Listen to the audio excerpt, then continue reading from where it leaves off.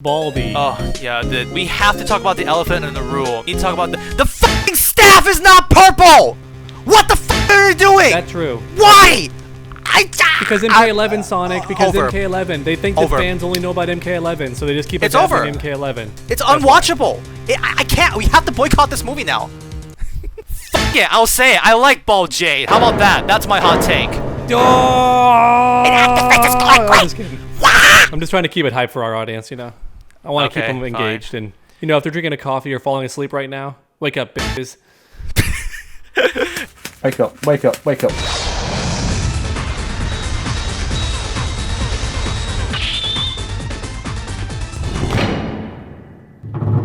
Turn on camera. There we go. Ah, nice poster. Thank you, thank you. It's actually super sick. And he left. Super. Was he that offended by the poster? No, he's offended by that, I think. That dog is offended by that. Mario is a Mario. What?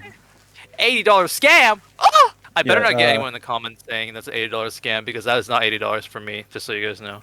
Lol. Yeah, I should be seeing it this week, Superman, as well as Fantastic Four. Yeah, I didn't get a Fantastic Four poster, unfortunately, but the theater that I went to did give me a very nice Superman not just a Superman poster. Like a free like origin story, like comic book too. It's like I remember it's like a one shot based off of like the movie or something like that. Like the comic that's the movie is based off of or something. So it's like that's sick for free. Well, give me a second to put a hat on. Oh. I must put on hat. Oh. Snake, do you think we should rip the bandage off here? Which? Because he just talked about his hat, so I just kind of remembered something that we discussed at the end of our last episode. Do you remember the thing? No. We had like a whole plan, Snake. Did we? Yeah, we talked about a battle plan. You were like, you gotta bring this up on the next time we do a podcast. You have to bring this up. It's gonna be very now you remember that, right? Yeah. Well, yeah. Bring it up. Since It'll dog be just funny.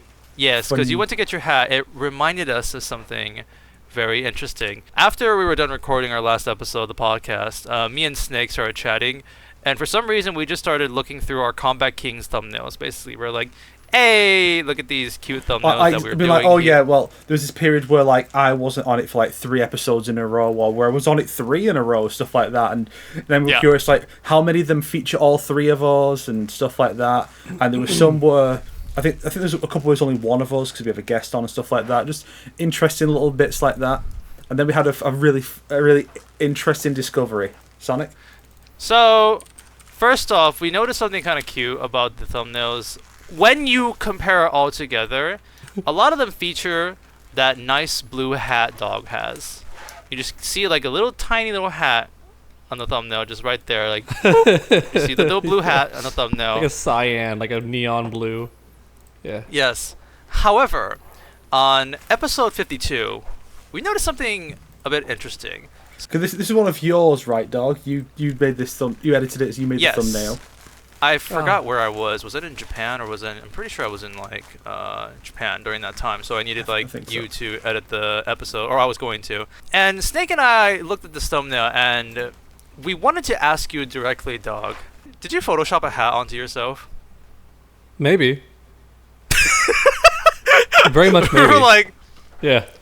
What? I was trying to keep. Like, I was trying to keep consistency. Yeah, I very much probably did. I mean, I photoshopped a hat onto Arnold's too. That's not from Conan. Yes, that's you from did. Kindergarten You did Cop. Photoshop that too. It was just really funny because they were like, I watched the episode. You didn't even wear a hat the entire episode too. So it was like, why does that hat look so? Yeah, it's neon blue. It pops so much. It's like clearly it's at least been touched up. But then I think Sonic looked back and is like, wait, you didn't even wear a hat in the episode or something like that. Yeah. It's like, hang on. It very well could be. It very well could be a photoshopped hat. Unless at some point randomly in the recording I put one on, but if not, then. There have been times when Sonic has pulled stuff from other episodes, like the one of me going, I did that once, I think, and then he used it in like 3 different intros. Oh my gosh, that was like 4 years ago, I think. I should use that again. Just use that clip again. It's so useful. I gotta bring them back. Yes, the new intro is Sonic going, "Hey, should we bring up the thing?" And I'm just like, Welcome to the Combat Kings. I would say that the Combat Kings curse did not happen, but instead we just had the situation where we struck the iron while it's cold, basically, because something happened. Like last we made it week. happen, Sonic. You, me, and Snake made it happen by joking about, yo, guys, that trailer, and then it dropped, man. We're good at that. True. So yeah, I would say today's episode we will try to prioritize talking about the trailer, and I want to keep it short because I'm going to Japan soon, so I don't want to edit this episode too much. But ironically, I said the exact same thing last time, and I still did a over 3-hour episode. But yeah. Idiot. So today we're gonna mainly just talk about the exciting Mortal Kombat II trailer. Holy shit, those are really cool. It comes in 3 parts, so it's a bit of a pain to put on and quite loose, but hell yeah. Jin Kazama. You got to get the entire Nice. shoulder gauntlets now too to have his cringe Tekken 7 outfit where he has an entire arm. No. I might get a patterned hoodie based on his Tekken 4 one. I might do that. I'm not getting that terrible tech. Do you have the Cracked me model? up how they got us all hype with that, Yes. making us think that he would do something important I'm not, in Tekken 7 I'm not with that wearing new this. look. Fuck you. Yeah. I'm not wearing this dog shit. What the fuck is this? I mean, I do think the hoodie is cute, though, at least. I think the mechanic of hitting the hoodie off in the game. It's always been cringe to me that, Kazuya has been fighting with just, tinier and tinier gauntlets in each game, and sometimes not wearing any, and Jin is compensating with these huge fucking gauntlets that get bigger in each game because he's a pussy. I can appreciate Take that, Jin. that Fated Retribution did give all the characters new designs, because the initial release of 7 in the arcades just used the same designs from 5 and 6, and I was sick of it. Give us new designs, and they did that. Only a handful of new designs came about during the 6 and initial 7 era. But this ain't it, Chief, and I feel like if you was to go through the entire roster, it'd be most of them are just it's fine. Heihachi's is fine. It's a neat little samurai outfit. Yeah, whatever. But it's more of an alternate costume than a good default. And a lot of these costumes are just trash. What is this? What is this? But the shoes. I don't even think it's But the that shoes, bad. Snake. He got the drip. Got the I've big only got red this guy. shoes. I've only got this guy here now because I can put him in a little DDR thing in a little arcade area. That's it. Jim would play DDR. Shao you would show it. Is there a reason behind Jin's gorilla arms? No. In that one game, he just wears gorilla arms. I didn't know if there was a lore reason why he's wearing giant gorilla arms.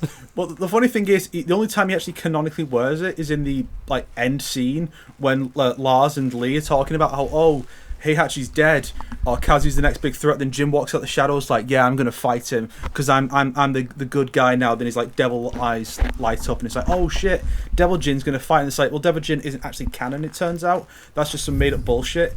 It was never real. And it's what the fuck are you talking about? This is bullshit. Fuck you, Tekken writing team. You're trash. Yeah. I said that back when it was Stunning and Brave and got devoured for it. When Tekken 8 had just come out, I was yeah, this story's kind of mid. People were oh my god, you want Mortal Kombat? I'm what? I ripped on Mortal Kombat story show. too. Mortal Kombat show. It's such a stupid thing to be oh yeah, this guy, he only has problems with this other thing because it's not to build up the thing he likes. Are you demented? Are you fucking demented, you weirdos? I'm trying to find the outfit, but there is an outfit where... Snake Isn't there a game where dog's Jin kitten literally has again, gorilla so arms? Cute. Could have sworn there was. Fuck you. Yeah, speaking of Tekken, Anyways. though, I will say I had a great time watching Toonari's video about Nina, the most worthless assassin ever. That's Yeah. so funny. Yeah. So good. I want to watch that just one lady's recently- reaction to it. That one famous I know Nina about player. that. Everyone in the comments are oh, she's coping hard. She can't defend her. It's because she's a Nina main. That's why she's she's trying to defend her. But it's kind of a funny video overall. Because Fakram just came out. There is an interaction with him and Nina, and if Nina wins, she'll be I can protect your family, you know. And everyone's just cut back to the worst assassin ever video, guys. Cut back to Toonari's video. It's can you? Can you? You can't The most protect your own embarrassing thing was family, her getting Nina. beaten by Heihachi off screen. Now, to be fair, Heihachi is god level powerful, but still, it's embarrassing to get unconscious off screen. To be fair, it's like trying to defend Noob Saibot. He's a really cool character. Everyone likes Noob Saibot, but you can't defend him because he takes every L. Like every L to the face. Although that video he kind of cheated because he didn't cover him in the first timeline. He only covered the MK9 version, which is different because Raiden's changing stuff. And also, he didn't cover MK1 at the end when Noob Saibot like redeems himself as the ultimate hero of the universe. Hey, don't. I'm actually literally in the middle of watching that video right now, so no spoilers, okay? Jeez. Well, he just doesn't cover it. It's not really a spoiler. He just doesn't cover it. Okay, yeah. He kind of quits early. Those videos are amazing, though. I love that guy's videos. His Yeah, videos I've about their been costumes watching are very funny, too. He made a video about Jin, and I'm trying to find the costume. In one of the Tekken games, I swear, Jin has these goofy bear/gorilla arms. 5. Like he's wearing half a mascot costume. I'm trying to find it. Yeah, it was a looks bonus really costume bad. in 5. A bunch of characters got those, like these weird extra costumes that were just designed by, I think just by like popular artists or something. Similar to 6. Although 6 were funny because like here's the Naruto guy designing a design for Lars, and now we can put Lars in Naruto. Yeah. Anyway, I'm supposing we should transition. Anyways, to the trailer. yeah. Let's talk. So before we talk about the trailer, I kind of want to talk about things outside of the trailer, more mainly. You the son three of of a us, at bitch! least. You're derailing us already. You said I you am wanted talking to- about our reactions, dog. About Mortal Kombat. Oh, just Jeez, kidding. you I'm just trying to disrupted keep my. it hype for our audience. You know, I want to Okay, keep them fine. engaged, and you know, if they're drinking a coffee or falling asleep right now, wake up, bitches. Wake up. Actually, what's really cute is like 2 episodes ago, Snake was like asking like what our audiences are doing. We got a lot of audience saying like they listen to us when they're at work, they listen to us when they're drawing, they listen to us and while doing things. So appreciate you guys. We won't jump scare you too many times. But yeah, all 3 of us have made our little cute reactions to the trailers, and all have very differing like opinions and like ways we do the trailer, which I think is kind of fun. I made a reaction with my brother. I don't know if you guys saw like the thumbnail of it at least, because I was wearing the reptile outfit and my brother was wearing the Ermac outfit. My brother, I told him like, you maybe want to wear a black shirt so that way it'll look like you're like the ninja outfit. But he's like, but I mean this blue outfit looks kind of cool, so I kind of want to like do that too. And then, so that's what we did in the video. So he just wore that, and I wore like the green outfit. And I got this one comment, which made me go like, which actually made me like laugh super hard. Someone called us the Super Ninja Bros because he looks like Mario and I look like Luigi. The Super Ninja Bros. Oddly Italian. Bruh. I think you two didn't experience this because you didn't start recording, and Dog didn't get tricked. Dog didn't, not tricked, because they definitely put this information out, and I didn't know about this. Because I thought at 11 p.m. my time was when the trailer would be out. But instead, 11 p.m. my time was the countdown event, which I don't know if you guys actually saw that or not. A little bit. I didn't. I was busy doing other stuff, so I waited until late and just watched the trailer. Yeah, me and my brother were just there being like, oh, a countdown event, and okay, we're gonna see the posters. Oh, it's I forgot what the first character was, Sonya or something. Those posters look awful. They look so wrong. Like the ones for the first film, where everything was in shadow and the character colours look quite cool. This one, everyone looks weirdly photoshopped. Like they look like fan edits. They look almost. I'm gonna say it. All right, and it's hypocritical coming from me. Some might think, but I'm gonna say it. It looks like AI tampering. Uh-oh. Like they had a photo and they were like, AI, make it look good, but they didn't do the actual touch-ups after, which is what you're supposed to do if you're going to use AI. You can't just trust it. You have to make changes. By the way, Ed Boon retweeted some AI art and got in trouble too. That was pretty funny. If you didn't believe it, I just kept it up. Again. You'd be doing that again. Is that one of the posters is Shang Tsung, who doesn't appear in the trailer? So that's the first confirmation of the actual content that they put out that confirms that Shang Tsung is in the movie. Because otherwise, unless you saw a cast list, you have no idea. True. Also, what's funny is that poster, a fan of mine, or actually I forgot, I just saw the comment of someone saying like, I thought that was Serena at first, because Shang Tsung holds that little sword and it like looks like a white hairline. So yeah. Like, oh, is that Serena?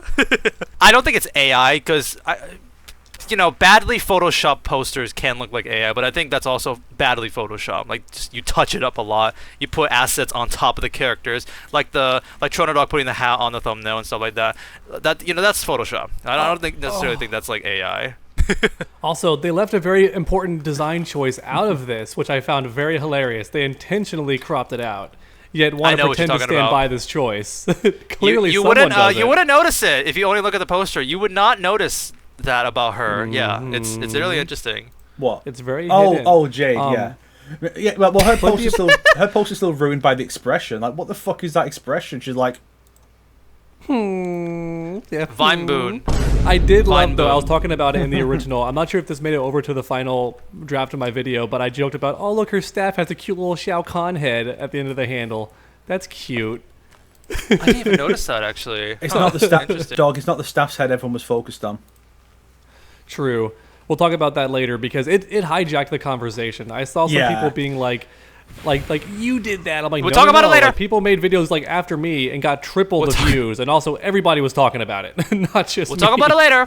Yeah, we'll talk Yep. about it later. Actually, I think this is a good excuse For to talk about now, these posters. let's since- talk about how some outfits were made more game accurate for this film, ironically enough. Like, we got more color for Raiden, looking like his actual MK2 outfit. Raiden but in looks my great. opinion, actually downgraded it. It kind of looks worse. He looks like a Oh. cosplayer, in my personal opinion. I think Snake and I will disagree on this. That is the tricky balance to find. Is you don't want the character. Is like, because if you ever watch the Dead or Alive movie, like Genfu, who's barely in the film, he has like the most game accurate costume in the film, and he just looks like a cosplayer. It's tricky to find the right balance, because even like the '95 movie, like the costumes are a bit outlandish, like the ninjas, but somehow they make it work. It doesn't feel like just a cosplay.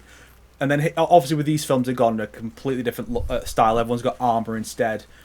Yeah. So it's tricky to nail that right balance. Some characters it's fine, like a Kano or a Sonya. You just have like a general look to them.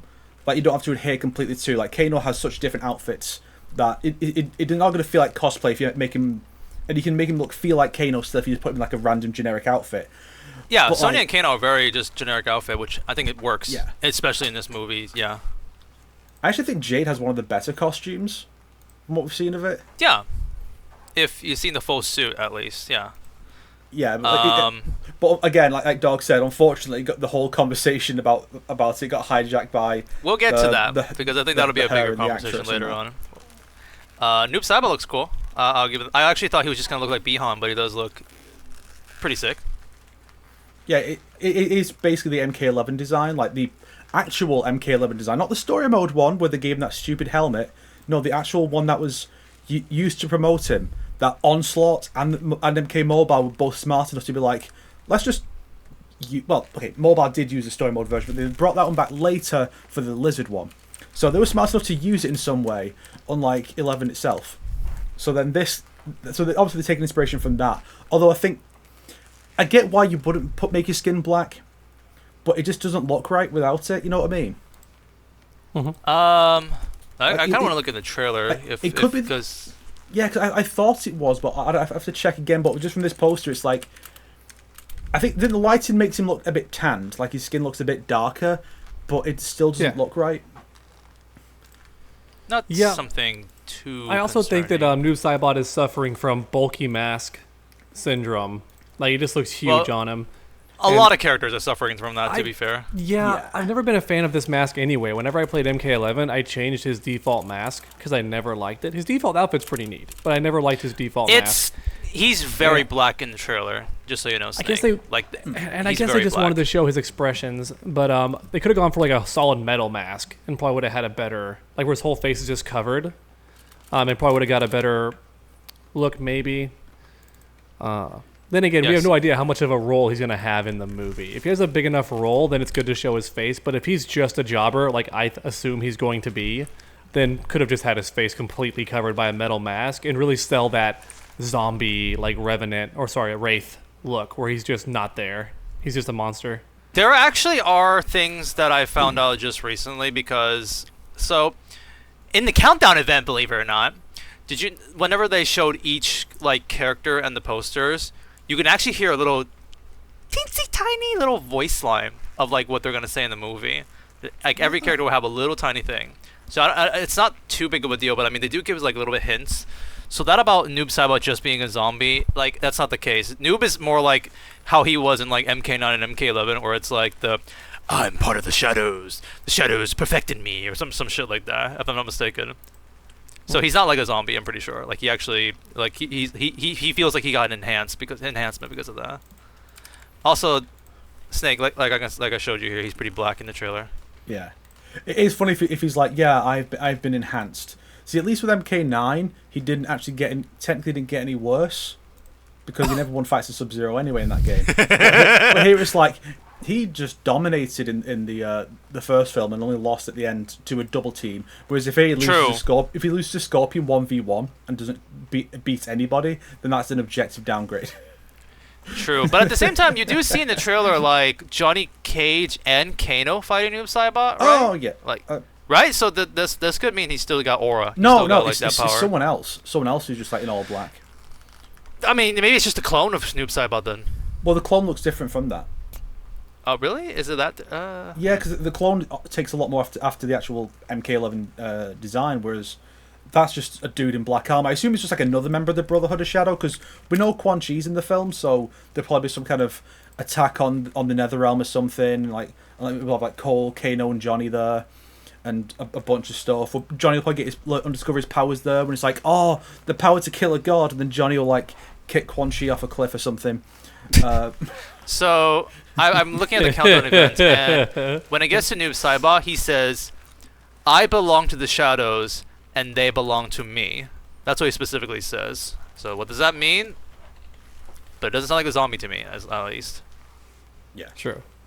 Some of these quotes are pretty funny, though. Some of them are like, okay, that's cool. When it gets to Scorpion, it's literally just Ed Boom's "Get over here," and when it gets to Sindel, it's just so Scream. Weird to hear that in the trailer. Ah, you're one of the you're in the crew of the weird parts. Okay, actually, should we get into the trailer now? Because I feel like a lot of things we can go back and forth, anyways. I feel like we should just like get right into the trailer. Yeah, I mean, we open with Johnny Cage in a bar. We can get into the trailer, and we have 4 seconds of Johnny Cage in a bar drinking, and then.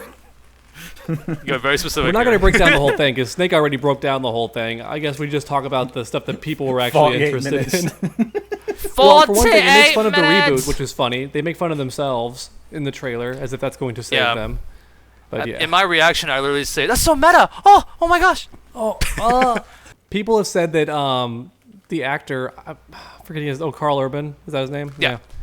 He's acting like another character he's played before. Oh, Judge Dredd. He's just like the Judge Dredd voice. I see. Everyone hates reboots. He sounds all dark and edgy. Ironically, he does still remind me of like Butcher in some senses, just without the accent. That kind of vibe. Mm-hmm. Where he's like, kind of keeping to himself a bit quiet. I guess like season 1 Butcher, where he's not like annoying, in your face and boisterous. Yeah, sure, Doug. Doug. Show fell apart. I still watch it. But the thing is, I actually feel like Johnny is going to be a very important conversation, or more or less a pretty important part of this movie. At least the trailer makes it feel like he's the main character. So it's almost like they gotta nail this right. And currently, the vibe is this feels like a season 6 like Johnny Cage kind of vibe. Like you had a younger Johnny before, but now this is like a more older, jaded Johnny, which is what MKX and MK11 did more. Which I don't. What do you guys think about that? Like, how do you feel like this angle they're taking with Johnny Cage, basically? It's fine. In my original thumbnail, I even did have Johnny Cage and Jade split down the middle. It was competing between both. Now it's just Jade being bald, but that's because that thumbnail won out, everybody. I let YouTube decide based on views and watch time. It picks whichever one does the best. That thumbnail performed the best, apparently. Originally, I was trying to be fair and attack Carl Urban too, just saying. So like I made fun of Johnny Cage being old first in my video even, because that was the main complaint people have is Johnny's way too old. And honestly, it shouldn't matter unless they try to connect him with certain other characters. Like people showed a photo of him next to Sonya Blade's actress, and they're like, please don't have them date. He looks like her dad. And it's like, yeah, he really does. He's very old compared to her. I almost wish they would just have Cassie already exist. That'd be kind of interesting. Like Cassie's already around doing her own thing, her own movie career. Sonya, for whatever reason, is just disconnected from this situation. That'd be fine. Or if she already knows him, that'd be fine too. Like they're already married and have a kid, that'd be fine too. They're not going to do that, but that would be fine with me too. What if, Dog, you've got an interesting point. What if Cassie does exist, but the mom is like a different person? Be fine too. I mean, it would piss off fans, but it would be better than having him date Sonya, who looks a good 15 years younger than him. Oh, he is a movie star, so... That is true. He's got the DiCaprio syndrome. He's Leonardo He is DiCaprio. a movie He has to go star. for them youngins. Yeah. I mean, I mean, she's People not got like too old, that so we young, switched to right? Bing. You know. It's like if you if somehow like Liu Kang came back and he's like a 60-year-old old man, it'd be like, okay, like I guess they kind of reference that at MKX, but like, really? You know, that kind of vibe. It feels like with the Johnny a little bit. Yeah. People are saying that apparently to make it seem like, actual theater release worthy, they wanted to include at least one actor that has big celebrity pull, and it was Carl That's what Urban. they're And since bringing they already up, had Homelander and MK1, probably had some pull in that department, and they're like, okay, here we go. This will make it an actual theater release if we include him. Who's he going to play? And they're like, oh, Johnny Cage feels the most fitting. People are saying it may have been like working backwards. Like they needed Carl Urban. They're like, okay, who are we going to have him play? And they made Johnny Cage fit his character or the actor. I don't think they picked him because he fits Johnny. I think it was backwards. Makes sense, yeah, the way you theorized there. I said in my reaction that I do feel like it makes sense to have a big celebrity play Johnny, because if you look at him and you recognize him as a celebrity, it adds to the character because he is this big celebrity. Even if he's washed up, it's like people know who Johnny Cage is. So casting a bit, it's like Johnny Silverhand in Cyberpunk. Keanu Reeves, oh, look at me, go, oh, that's just this celebrity. Yeah, because the character's a celebrity, so it makes sense. Whereas everyone else is just like some Joe Schmo. I'm not sure about Carl Urban specifically, because we haven't really seen much in the comedy stuff. A lot of it's kind of just he puts his finger up at people and he swears, and that's kind of it. And that's like the worst kind of Johnny comedy. It's like you know when you go and customizing Johnny in MK11, and then like the camera pans down towards his crotch and he's just like doing that, or originally was doing that, but now he's just doing that. It's like I'm sick of Johnny always giving people the finger. It doesn't even fit his character because he's not that aggressive, or not have that much of an attitude. He's just kind of like pretty laid back for the most part. I mean, at this point, it is starting to become his thing, though. Like with how many times he's doing this and whatnot. So that at least in the movie, they're referencing that. It seems like. I do really like that. What was it? Unfury. What was the movie? Uncaged. That trailer. Uncaged Fury, which also got me striked. By the way, I got copyright claimed twice because I included them both in the same video. We should talk about they that. ended up lifting the one eventually. It took them a whole 2 weeks, but they finally lifted the strike on the one. I mean, not the strike, the claim, but the Uncaged Fury one was still there. Yeah, that one got me. Was the only thing that got me claimed the first time. The second time, though, when I was doing like because I think I rented it smaller at first, but then the second time after I made a few changes, like, well, now the main trailer does it too, so I had to chop it up to fuck to hardly play any footage at all. Yeah, for context, when people released their reaction videos of the trailer, every content creator got screwed over by copyright shenanigans. It was like so many people are like, I want to upload my reaction, but I can't because the system keeps like taking it down and stuff like that. I want to say I got lucky because the first time I was already very shocked it took my video down. Like, what? I screwed over the footage and made it very jittery TV effects. Good. And it's it still didn't work. I had to flip it every 5 seconds and then rotate it, and that's how I got it to work on my second try. Dog, you said you did 6 times and you gave up eventually or something? Yeah, because even the Golden Boy Uncaged Games was not able to bypass the copyright. I was like, can you reach out to the Warner Brothers overlords? I reached out to some people and they got back to me and were like, oh, we don't handle that, this guy does, and then he was on vacation, so that wasn't going to work. Oh, interesting. I have emails from people who invite me to stuff, and I just use that to email them sometimes. But yeah, go ahead, Snake. It says a lot about because trailer reactions are such a big part of the online culture now, and also the fact that reaction content in general, but with trailers is fine. There isn't an argument against reaction through a trailer because it's not a replacement for the content, it's a replacement for the trailer. It's just an alternate form of the same advertising. So it's another kind of advertising. It's you give your reaction to a trailer, it advertises the movie. And so you could also argue that because you're reacting to it, so it's a completely different type of content that you're watching. Yeah. So sometimes if you don't react at all, that's where it's kind of lame. You're just sitting there exactly. But all that to say that there is no reason to put the trailer into the Content ID system. No, there's not. It is annoying. Yeah, so why would you do that? It's just going to screw over people trying to give their reactions and build up hype. I mean, you saw all the pog faces in the thumbnails These people are hyping this movie up. It's better advertising than the movie itself has gotten, because we didn't get a trailer until like 2 months before the film's coming out. So it shows an active contempt for content creators and fans of the franchise when they do stuff like this, because Warner Bros. Are a bunch of hack and I fucking hate them. And be sure to censor out that word Sonic so that we don't get a strike. Also, do you know what the biggest middle finger was of all, though, everyone? Ladies and gentlemen, and my gentleman with me today in this podcast. The biggest middle finger of all is what was released on one of the official WB channels, which was the celebrities reacting to the trailer, and they didn't get copyright claimed. So I made a post. I made a comment right away going, glad you can react without getting claimed, because we can't. None of the creators who are trying to support your stuff. To be fair, Dog, I'm pretty sure they reacted on their side, then they just sent the footage to WB, and they made the video, I feel like. Although, you guys remember last time? No, I know. I'm just saying, like, the fact that they had to do steps to make sure they weren't claimed, but didn't do it for anybody else. Yeah. Remember last time when, like, YouTubers or, like, content creators did their reactions, and then, like, WB actually took that and made a compilation? And that's where Brusque Poet showed up in that one and stuff like that. Yeah, I kind of missed that. It almost feel like the celebrity one was, like, that whole same vibe. I don't know. I just feel like they didn't want to do it this time, unfortunately. Okay. Yeah, because Warner Bros. Doesn't give a fuck about the community at all. To be fair, like, yes, Warner Bros. Suck, but at the same time, this is a bigger issue with, like, all movies. To be fair, you react to, like, I was about to say Godzilla, but that's WB too. Marvel stuff. I'm pretty sure you would get also copyright shit, like copyright held and whatnot too. It's a system problem, honestly.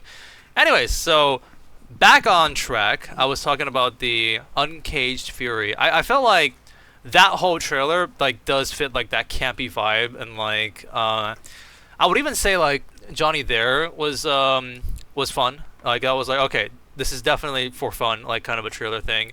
I wonder do you guys think that's gonna show up in the movie, like that trailer specifically, or it's gonna be like on the background TV and stuff like that? I think it would be the latter. I personally suspect it's going to be the opening scene. Well, either the opening scene or the second, depend on whether they flash back to Edenia. Then it just zooms first. out. I think it's Edenia. I personally would think it's Edenia. Yeah, so Jared's death as the opening to set up Shao Kahn as the villain, and then when we cut to the present day, it's the trailer to introduce Johnny Cage, and then we cut, and then maybe we cut to like Johnny in the bar drinking, and we like get into things pretty quickly. I think we are going to see the whole thing in full though, because I did suggest that it could be just in the background of certain shots at some point, but in retrospect, I feel like Warner Bros. Maybe wouldn't allow them to make something like that unless it was going to be used like more substantially in the film. It's just the vibe I get that it's very much like when Disney controlled Power Rangers and like you can't make these specials promoting old toys, you have to promote the new ones. It's like fuck you, Disney. By the way, speaking of the Uncaged Fury, did anyone else notice what I think is a very clear Tekken reference, but they just flipped it at the end? You said it was like Anna, right? Well, it looks like Nina's dress, but it's Anna firing the rocket, like, you know, at the helicopter and whatnot. That to me just feels like it's kind of a cheeky sort of reference, but not really. It's hard to know. But why is she wearing the exact same dress or similar dress? And technically, I think Anna does have blonde hair too. She just dyes it, but I could be wrong about that to look different, because I think her and Nina are twins. Not twins. I think it's cute to think of it that way, but I don't think they're clever enough to. Okay. Because these fighting games always change stuff. Because at one point, Ken Masters also apparently dyed his hair blonde. Then Capcom said, no, screw that, he's just blonde. And I was like, thank you. I hate the idea of Ken dyeing his hair. It's funny you mentioned the idea of the hair dye, though, because Emma Frost is a brunette.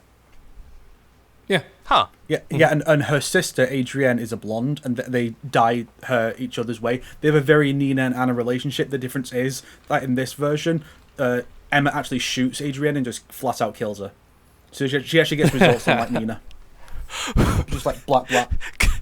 Good job. In fact, I think during gameplay, you can kind of tell. It doesn't show up in the official artwork, but I think during actual gameplay, I could be wrong, it looks like her roots might actually even be dark in Marvel Rivals to imply that she is dyeing her hair. But it's hard to say. I don't know. Also, Tina from Dead or Alive is naturally a brunette. She's a brunette in the first game, and then in later games, you could still see that her roots were brown. That's a nice choice. Makes sense, because she's going for that atomic blonde pro wrestler thing. So at least it makes sense for her to dye the hair, because it makes her pop. Back in the trailer, there was a part, because we were just talking about the costumes. I will say, like, because I do like the more classic look that Raiden is getting, like his design wise. But I will say, the first time I did see that, like, I did like abruptly like laugh out laugh out loud. Yeah, it's like, the pose. He's standing like a freaking statue. He's like Johnny with his dumb, Cage. goofy smile. Johnny Cage. Hello. Yeah. Also, That's I'm actually- like that's a a really nitpicker good here, but I impression, kind of that want to dog. say a random thought I had. Uh-oh. Raiden should not have an accent. He's been alive for so long. I feel Uh-oh. like he would not have an accent of any kind, or he, at the very least, he could change it based on who he's talking to, because the guy's been alive for so long. If anything, he'd mean have like like- an ancient civilization accent, not like a. I'm just. saying. I like pointing this out. It's a very American thing to say that to refer to the idea of basically an American accent as not having an accent when talking about the That is not what I English meant. language.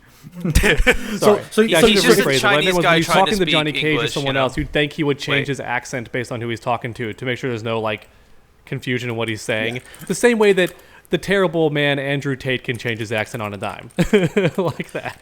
I do definitely agree that, cause I've said it before, that I feel like the accent is so thick and the actor does sound rather A Japanese man. Sorry, I said Chinese. I want to make that clear. It sounds You're the like he's racist not- this time, Sonic. it sounds I like he's not- corrected myself. Okay, jeez, not like you. Sorry, stay Calling it quiet. an accent. Calling Guys, bad English shut accent. the Okay. fuck up. It's my turn to talk, as usual. Go ahead. So, As usual. I feel like his accent is a bit too thick. He feels like unfamiliar with the English language to an extent, and maybe the accent is, but like for a character as worldly as Raiden, it doesn't really fit. And even if you're looking at it, well, he's not worldly. He's just like been around for a long time. He usually just sticks with the gods or what have you. Like it still feels wrong. Like he really should sound like he's completely comfortable talking, however he's Yes. talking. And it just, it's one of those casting choices that he might have worked better for, like just like a mortal character, or like maybe like a Shang Tsung he might fit better with. That's an interesting one. Do you think the two would have been better swapping roles, Raiden and Shang Tsung's actors? That was actually brought up in a 2021 discussion before too. And the funny thing is, have you guys seen the movie Ronin 47? It had Keanu Reeves, right? 47 Ronin. Wait, is that the? Oh, my bad. Not that movie. The other Ronin movie. Hang on, I'm gonna make sure I Is that look a Superman this up. poster behind Reptile? Yes, it is. But it's just very chrome. Yeah, that's the Superman poster. It even I came will with the say it comic was a book. good movie, but y'all hyped it up way too much on Twitter. I thought it was going to be amazing, and it's just a James Gunn movie. We get you then, But dog. yeah. We get it. Okay. That we completely understand what that means. We should be able to talk about it hopefully on the next episode, because I should be seeing Yeah. it and Fantastic Four this week. So maybe Which even I see do them by also the wanna time the see, episode 'cause- goes live. So hopefully I do we'll want be to see able to talk that. about those We didn't next get time. to last night because my girlfriend got sticky poo, but we were going to watch the Aw. Fantastic Four. And I the critics that I like to watch, who are normally pretty harsh on this stuff, were like, actually enjoyed it. And I was like, wow, okay, well, that's all I need to know. If the I really liked critical it, people I so- watch enjoyed it, then yeah. I mean, if the Snyder Bros don't like it, then it's probably good. That's true. I Dang will it, I say that can't- like the Man of Steel is still not terrible. I don't hate Man of Steel, but I do hate Batman v Superman and almost everything that came after. Yeah, okay. It's not. I don't hate the idea of trying to do that. It's just execution wise. Mhm. Dang, how come I'm looking for this one movie and I can't believe I forgot about it. It's not Ronin's 47. It's a different one. It is like Ronins and a group of them. Is it not? It's called something else. It is. Wait. There are multiple 47 Ronin movies. There are multiple. It's Is based it on a actually famous Ronin it's a famous 47? story. Oh my gosh! Wait, because I remember watching this movie, but I don't remember Keanu Reeves being the main character. I completely blanked that out, and I watched it recently too. What the hell? Yeah. You're making me want to watch Blue Eye Samurai all over again with these samurai. Oh hell yeah! I watched it again I got my friend to watch it again recently. Anyways, Yeah. long story short, 47 Ronin stars like a bunch of people playing the Ronin. You have Hiroyuki Sanada as one of the characters who was also like the good guys. And also, by the way, Kari Hiroyuki is like a big like emperor character in that movie too, which is pretty fun. But now here's the thing that I gotta mention. Tadanobu Asana is playing a villain in that movie. And he plays off like a pretty good Shang Tsung type kind of villain in that movie. It does work. He's like this cocky, like, you guys aren't gonna be able to defeat me kind of a vibe. So like, if you're asking if you can play it because Shang Tsung, you can check this movie out. This 6 out of 10 movie, and it's not. I think it could work. Yeah. A 6 out of 10 movie is harsh. I'm not. It's a 6 out of 10 is a decent score. I'm just saying, but it's 6 out of 10. Damn. What is Superman? Just to give it a random number, what do you think? 9 out of 10 for me. Really? Okay. Fair enough. It's a movie I don't really have complaints about, but we'll talk about it like once next season. Of course. I just wanted a quick number. Other than that, random things about the trailer. I want to because I feel like I don't know if the three of us have the biggest thing that we want to talk about in terms of differing opinions. Because Dog's biggest thing he wants to talk about is the ball thing. I'm not sure what Snake's biggest thing. That's what everyone wants to hear about Sonic. All right. That's what everybody wants to hear. No, everybody wants to hear about the more important discussion. It's called the original main character. That's the thing that I was shouting about in my reaction. Oh, how Cole Young's not in the trailer at all, except for, like, you didn't even talk about him in your reaction, dog. I think in both of your videos, you didn't even mention the existence of this character. Isn't that weird? How the main character of the last movie is just... I did see him. I saw him like take some damage on his armor and like heal or something. We definitely see that. You did? You did? I didn't even remember that, actually. He looks like he's in like the Deadpool stage, maybe even, which would be interesting if so. Yeah, people are even joking that because he shows up so little in the trailer that he may just die in this movie because they're not giving him any screen time. That is the theory. That is the big theory going on right now. Everyone's talking about it. Like, why is this giving off the... You both saw Thunderbolts, right? No, I did not. Not yet. I want to. It's actually free on HBO Max right now. I still haven't seen it. I can't say shit then. I got an example. It's giving off that one, the most recent X-Men movie with like Jean Grey again, where it's like you look at that trailer and be like, why does Mystique have no scenes whatsoever? Oh yeah. Why does Mrs. Katniss Everdeen, like where is she in this trailer? I haven't even seen that movie and even I can tell.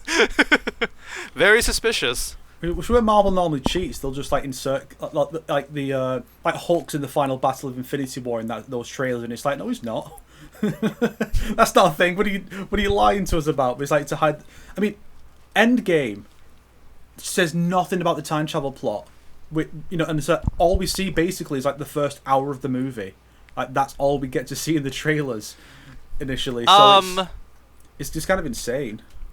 Suicide Squad 2020 did a really good job with the trailers too, because you watch the trailer, you will not be able to tell the first 10 minutes of the movie where they So it's like that did a good job. I'm just and I can excuse and be like, there are many characters in this trailer, so fair enough. And like a majority of them, you just do see Johnny a lot. You see Raiden surprisingly a lot. Actually, I want to bring this up too because I rewatched my own. A lot of my fans also came and rewatched my 2021 review to like recap what happens in that movie. And in that movie, I was just in that trailer. In the movie, I was like, Raiden's very unfortunate because I don't think we're ever gonna see him fight. Then he's just gonna be a dude just hanging out in the back, zapping people and teleporting them away. That's it, because he can't interact in the tournament. But it seems like he's gonna fight in this trailer. It seems like he's gonna participate. So that's cool. I don't know how they're gonna do that, but at least he gets to participate in some way. Well, like I said, it could be like in Battle of the Realms where he gives up his immortality to become immortal and fight in the tournament. Because, I mean... Annihilation, yep. Why else is he suddenly changed? I mean, I know it's a weird thing to say, but why is he suddenly changing his outfit? We look at, say, Scorpion, he's exactly the same outfit. And then other characters are dressed still similar. Liu Kang's outfit is still the same. He has the red outfit as well.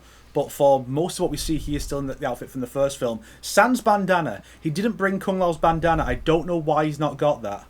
That's so sad. Yeah. Especially since, again, if you watch the countdown event, because a lot of characters don't get lines in this trailer. I don't think you ever hear Katana Jade talk in this trailer. And so, if you go to the countdown when it reveals Liu Kang, he will say... Oh, okay. Her line in the countdown event is like, everything is a weapon. It's like, okay, girl, sure. what does that mean? What does that mean? Okay, cool. You spitting bars there. Very cool.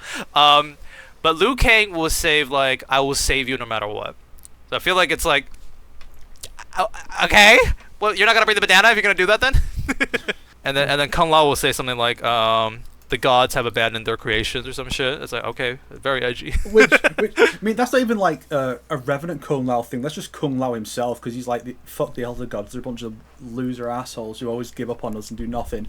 Like, so it's very in character. Kung Lao remains one of the best characters adapted in these films. It seems. I'm quite excited seeing him here. Yeah, considering that he seems like he's forced, or he's angry like Liu Kang and MK9, like working with the good guys, kind of bad guys, kind of a situation. There is some people are worried that it's just Shang Tsung in disguise, which could definitely happen. There's that theory, but and that's why Shang Tsung's barely in it, because he's just going to disguise himself as Kung Lao until he gets killed. There's also that's going to be it. That'll be it. With the hat will come flying in at the end, because it's during the fatality montage, and it's going to hit him, and it's like Kung Lao guided his hat from the afterlife, or Shang Tsung is not as skilled with Kung Lao's hat because he's not Kung Lao, or Shang Tsung's a fool. Damn it! No, it's a theory, but now it's basically like almost confirmed, because he's like the only soul he sucks in Mortal Kombat 2021. Like it's like, how can he not be Kung Lao then? Right? He took his soul. Yeah. So Kung Lao probably... Shang Tsung can turn into anybody at any time, it seems like, because... Sure. Even in Deadly Alliance, he takes the form of Kung Lao to sneak up on... Yeah, that is true, but it's worth noting that we've not seen him shapeshift in this continuity yet, so his powers might work differently. And additionally, that whether he can do that or not doesn't really matter, because he has Kung Lao's soul. So either he has to resurrect Kung Lao or give his soul to Quan Chi to do it, or he just has his soul and just takes on his form. So I think it's going to play out like the 95 movie when he takes on Liu Kang's brother's form, and then his soul is released when Shang Tsung dies. So I think that's going to be a thing, is save Kung Lao's soul from Shang Tsung, who is using Kung Lao's moves. No, that is a cute reference if you put it that way, in a way. But the thing is, like, Kung Lao also could just be back, because like we see like Noob Saibot. Kano is just back. It doesn't even look like he's a Revenant or anything. He just is back. So it's just like, interesting. Yeah. What's really funny is I got some people in the comments like being mad, apparently, because out of all the characters that return, I have seen the most complaints or the most discussion about Melina. Reiko, Cabal, Natara, my baby reptile, fucking Goro, the champion of Mortal Kombat. Get him out of there. Who fucking cares? Where's my Melina? We stand Melina. Where is she? In fairness, they are introducing Kitana and Sindel and Shao Kahn in this movie. It is kind of weird that Melina's not here too, when she's established to exist in this universe. I mean, listen, they already screwed themselves, because they made her look nothing like Kitana, so they can't have her in now, because she's supposed to be a clone of Kitana. They already shit the bed in the first movie with that casting choice. They knew what they were doing. They're just gonna ignore it then, dog. Is that what you're saying? They're just gonna be like, she could never come back when they did that. She's just a little gooner. Like, she's a little like minion. Who cares? Oh, that kind of... We're taking the word goon back, god damn it. It just means I used it in the correct term there, right? You used it correctly, yes. You're taking it back. I like Wait, that. Did you think I meant something else there? Well, because I always called her Thick Lena, so I thought you were joking it's that, like, the Melina, the gooning. It's the Melina fan base, Sonic. Of course, people think that's what you mean. My bad. Actually, what's even really funny, because like in the review, I was like, there was a part where like the writer was even saying like, oh yeah, during the scene where Melina like walks next to like Shang Tsung, like she was supposed to start talking about Adinium backstories and like start explaining more about the lore. And then the director was just like, nah, bro, it's taking too much time. Cut that shit out. So, oh, okay. So we would have known the connections with Melina. You know, we would have, because never do we hear the word clone ever once uttered in the entire movie. Like, so technically speaking, we don't know that she's supposed to be Katana's clone. So that'd be a fun discussion. I've seen a funny theory relating to Kitana, because do you remember in my video I went on that little tangent kind of about Kitana? It's like, during this scene we see her with and without the mask, but like she seems like she doesn't have it at first, but then she has it, and then there's the weird hair situation. One theory I've seen proposed is this might be like an MCU situation where she just like has like a magic mask that she just comes on and off as needed. Like nanotech or something. So it's like the way Ant-Man's helmet just pops on when he needs to use it. It's like it sounds just there in this like combat time. Yeah. The MCU mask. That'd be so funny. That Ant-Man mask single-handedly like ruined it. Now all masks just transform. Yes, the CGI transform mask for everybody now. It's so cool. Green screen. I do want to bring up. I want to talk a little bit more about this guy, just a bit more, because like the thing that baffles me is like, because a lot of people had the opinion in comments, so I can understand from this perspective. I'd just be like, would it be funny if they just kill off Koyon in the beginning of the next movie? What if we just remove Koyon from the movie? What if we just like don't focus on him? And it almost feels like they're catering towards them in this new movie, and I almost feel kind of like, I don't know what the word to use here. Like, I don't want to say the word disrespected, but I'm not talking about the audience disrespect. I meant more just like Louis Tan. Sure, yeah, that too. It's just like, I feel like there's a lot of things where it's just like, what was the point of setting all that up in the first movie? Because like, Yeah. trust me, I do not like Ko Young. I feel like this character is done very very blah. But still, they set him up. Like, they did so much for this character in that first movie. Do you guys even remember that there was a prophecy in the first movie? I forgot about this thing. There was a prophecy. That's how big Ko Young was supposed to be. The damn prophecy, something along the lines of like, the blood of Hanzo was going to lead the Earthrealm to victory. Something along the lines of that. And so that's why in the beginning of the movie they tried to kill the Shiradayu clan so that they could, stop the blood of Hanzo from doing the prophecy. But then it broke because, it turns out the lineage stayed on, and it was Ko Young. Whoa, this is the big guy, the prophecy. Yeah. Are they gonna, you know what I mean? Like, this is like such big setups. And there's so many things. He's got a family. Are they gonna just like, actually, okay. I just saw this today, and I want to bring this up because it's very funny. So, Ko Young doesn't have a single line in this trailer too. But do you know what he says in the countdown event? Because he's also in his poster is there, so he's got a little countdown event. Cool. I want to read it out like verbatim because it's so funny. Because like when it gets to Ko Young, you finally hear Louis Tan's like first lines in this movie. This is for my family, for my friends, everything that brought me here. This is for Earth, you son of a bitch. Like, that whole line is in the countdown event for Ko Young. Damn. That sounds like your last words, buddy. That is such a like. That sounds like the most like, I'm gonna sacrifice everything for this last move. Take my hammer type kind of shit. What the hell? Well, you see, Sonic. He was only the chosen one to save the Warriors for the tournament. He's not the chosen one for the tournament. He's the one who keeps everyone safe until and Scorpion's back. So that's literally Hanzo's blood. Like, he's just gonna come back and become the prophecy. It's funny that line because it reminds me of Knights of the Old Republic 2 had a website where you could look at all the party members and they all had like a line on there, and one of the characters says, "Make my sacrifice mean something." A line that is not in the final game. He doesn't die, but it's like, why are you playing this seemingly important line on the website to promote the game? So it's possible this line is just bullshit. Maybe they cut it from the film. Maybe that doesn't happen. Well, that'd be so funny though. And there are so many ways this could go in such a weird direction. Like, what if Scorpion possessed, it passed on his power to Cole? Maybe that's why they're in the Netherrealm, to retrieve Cole's soul, and then Scorpion will give him his power. Then Cole becomes the new Scorpion, or something stupid like that. Like, I wouldn't put it past. Give him something edgy for all I care, honestly. Sure. At this point. Because another thing I said when I did my reaction was the idea of basically getting rid of having a new protagonist. It's like the Legends films, but the difference is Scorpion achieved his goal in the first Legends film. He actually did avenge his family by killing Sub-Zero and then Quan Chi. So he succeeded his mission. His role is over. I mean, he still appears in the sequel and has the B plot, so it still feels like a continuation. Like, he still matters. But the main thing is you can have a new protagonist because his story is concluded. But like, Bihan's back. He's just back now. So everything Cole achieved last time was basically for nothing. So his quest is not over. He'll need to put him down again. But it looks like he might not even fight Bihan this time. It might just be Kano, Johnny, and Scorpion. So like, it feels really weird to just get rid of Cole like that. If they do, if they actually get rid of Cole just like that, I will bring up so many things that they said. Do you remember the last thing Scorpion says to Ko Young, by the way? You remember that? Bloodline. Yeah. care of my bloodline. Oh, sorry. It's not you, Cole. I met Emily. I met your daughter. She's gonna take care of your bloodline now.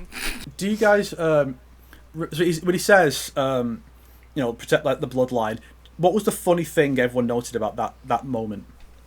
Can Koyan speak Japanese? Yeah, exactly. Scorpion does not speak English other than when he says "get over here." Everything else is purely Japanese. In this film, though, he only speaks English. In the trailer, yes. Yeah, so he speaks English now. When did that happen? He must have learned it. It reminds me of Legacy Season 2, actually, because the Scorpion Sub-Zero episodes were done in Japanese, aside from Shang Tsung and Quan Chi's lines. But then for Season 2, even when they're flashing back to those scenes in English, they flash back to those scenes and they dubbed it over in English with the actors. It's such a strange creative decision, and so I'm reminded of that here. But again, like I said in my reaction, I wonder if this means that when Hanzo's there, it's in a dream world where he's talking directly to Cole, because it's Cole's dream world or whatever. He can talk directly to him, and he's not bound by his limitations. Yeah, because you see in the trailer he's wearing the kimono, the more traditional Japanese. He's not the better version. A very good-looking one that keeps the Scorpion colors. It looks really good. Yes.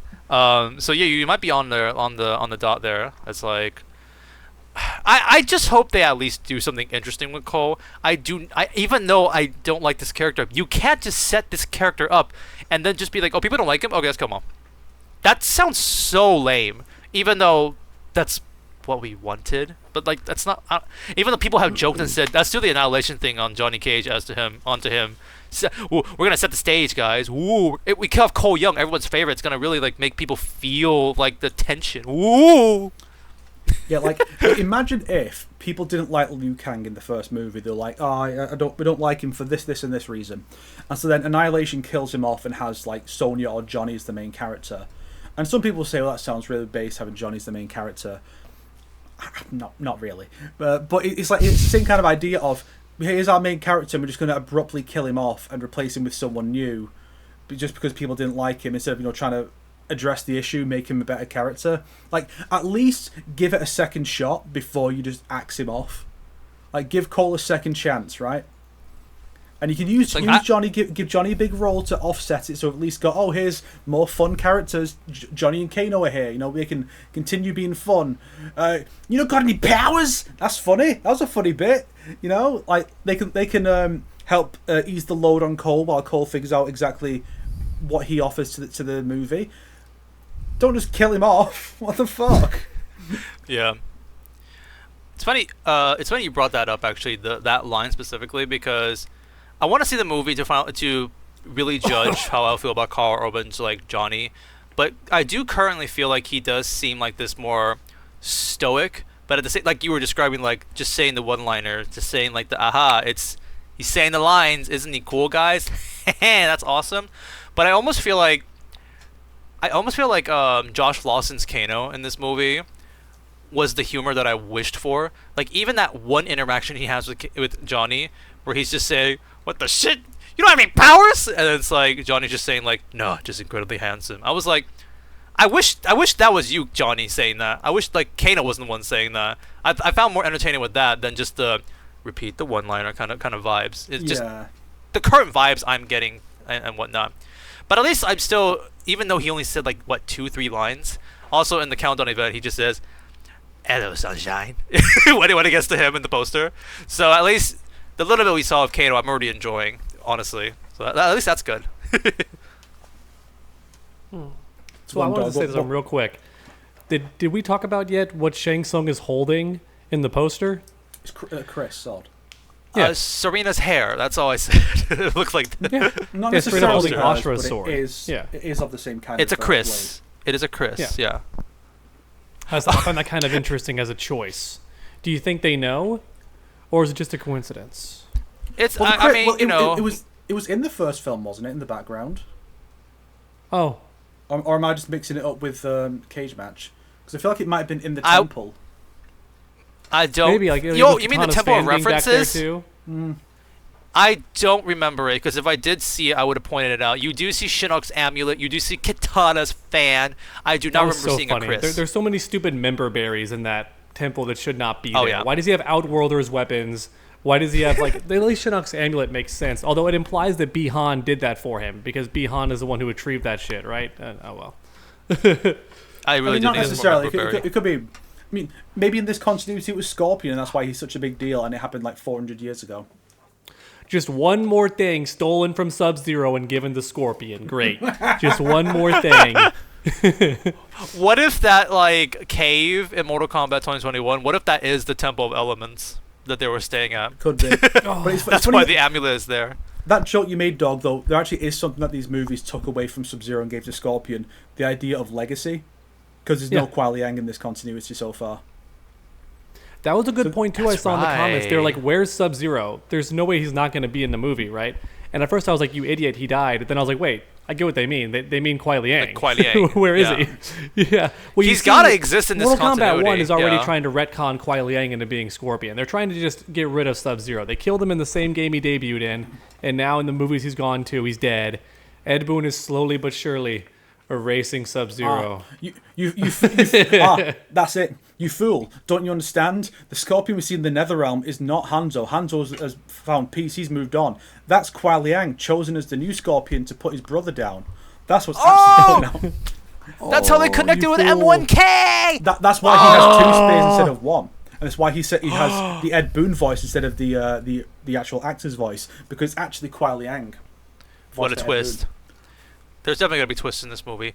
I remember seeing, like, Sub-Zero Kuai Liang fans are now like, it's been like 4 or 5 years since Kuai Liang Sub-Zero has gotten, like, anything. Other than Onslaught and Fortnite. Kuai Liang Sub-Zero fans have got crumbs. And remember, Onslaught didn't even give him his own chapter, and he got turned into a cyborg off screen. Damn. I feel like we should rip the bandage off. I feel like I feel like there is one conversation we've been keeping. One thing before we get to that, it does relate. What do you think of what we see of Katana's choreography, which is like throwing and kicking the fans around?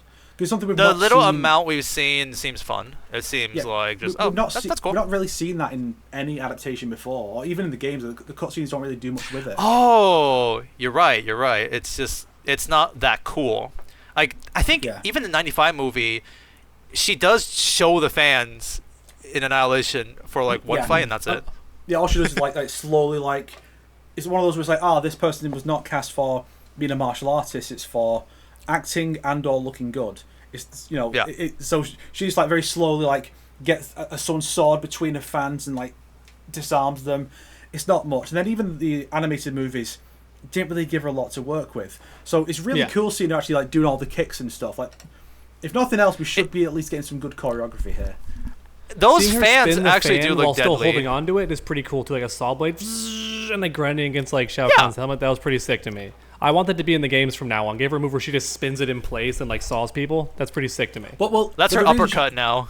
The reason she doesn't do that is because that's Kung Lao's thing. Sure. Well, if I he's still not in the think it's game, cool then to it gets see- to be like if he's not in the next game, then Katana gets to have it. It would be really Katana's pretty funny. much default. It would be really funny if that was the thing they did in the next game. It's like Kung Lao spent some time with Katana in Outworld for X reason, and now he's taught her this move, and so she can do some of the Kung Lao stuff. That'd be cute. But yeah, at least those fans look deadly, because I feel like in live action it's just like fans. But this is like it's like a jigsaw, like whatnot. Like, oh, that's cool. Like, at least I can see like the threat of these fans. Yeah. Yeah, Katana seems like she'll be important, and like she seems cool, at least for what we've seen as of right now. It's also interesting that it seems like she can control the fans with her mind, whereas in the games it's either implied that she's really good at throwing them or she has wind powers. I've always assumed that Katana has some sort of wind powers and can control them and guide them.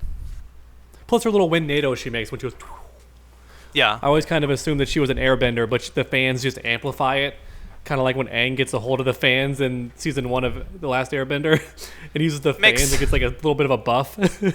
Makes sense. I mean, Chameleon's cameo like ability when she's Katana is to like toss you up with wind, right? So I feel like that does make sense that she's got little bit wind powers.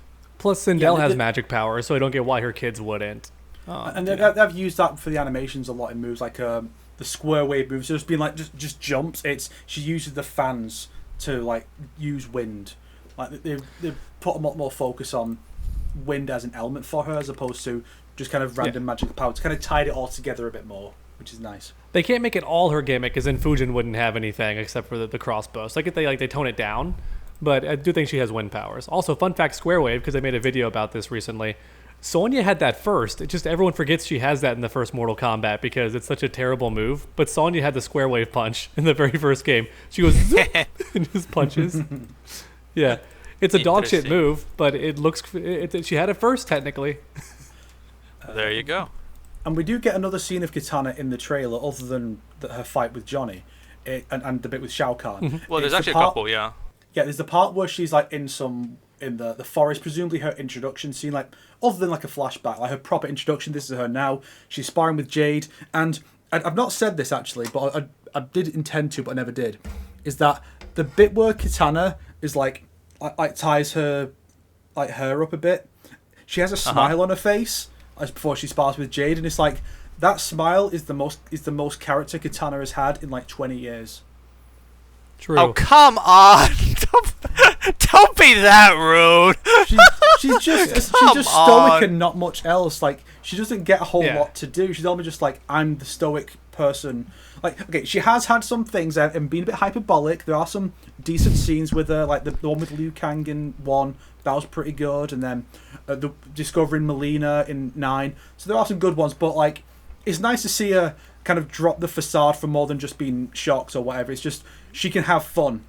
She's like, yeah, I'm having fun here with my friend That sparring Jade. scene seems pretty nice because they both just seem like they're practicing, and it's like they're friends. It's also definitely her line, which I think y'all mentioned earlier. That's her "anything can be a weapon" line. Probably shows up there. Ooh, yeah, with the pie because she defends herself with it. Yeah. It's just unfortunately.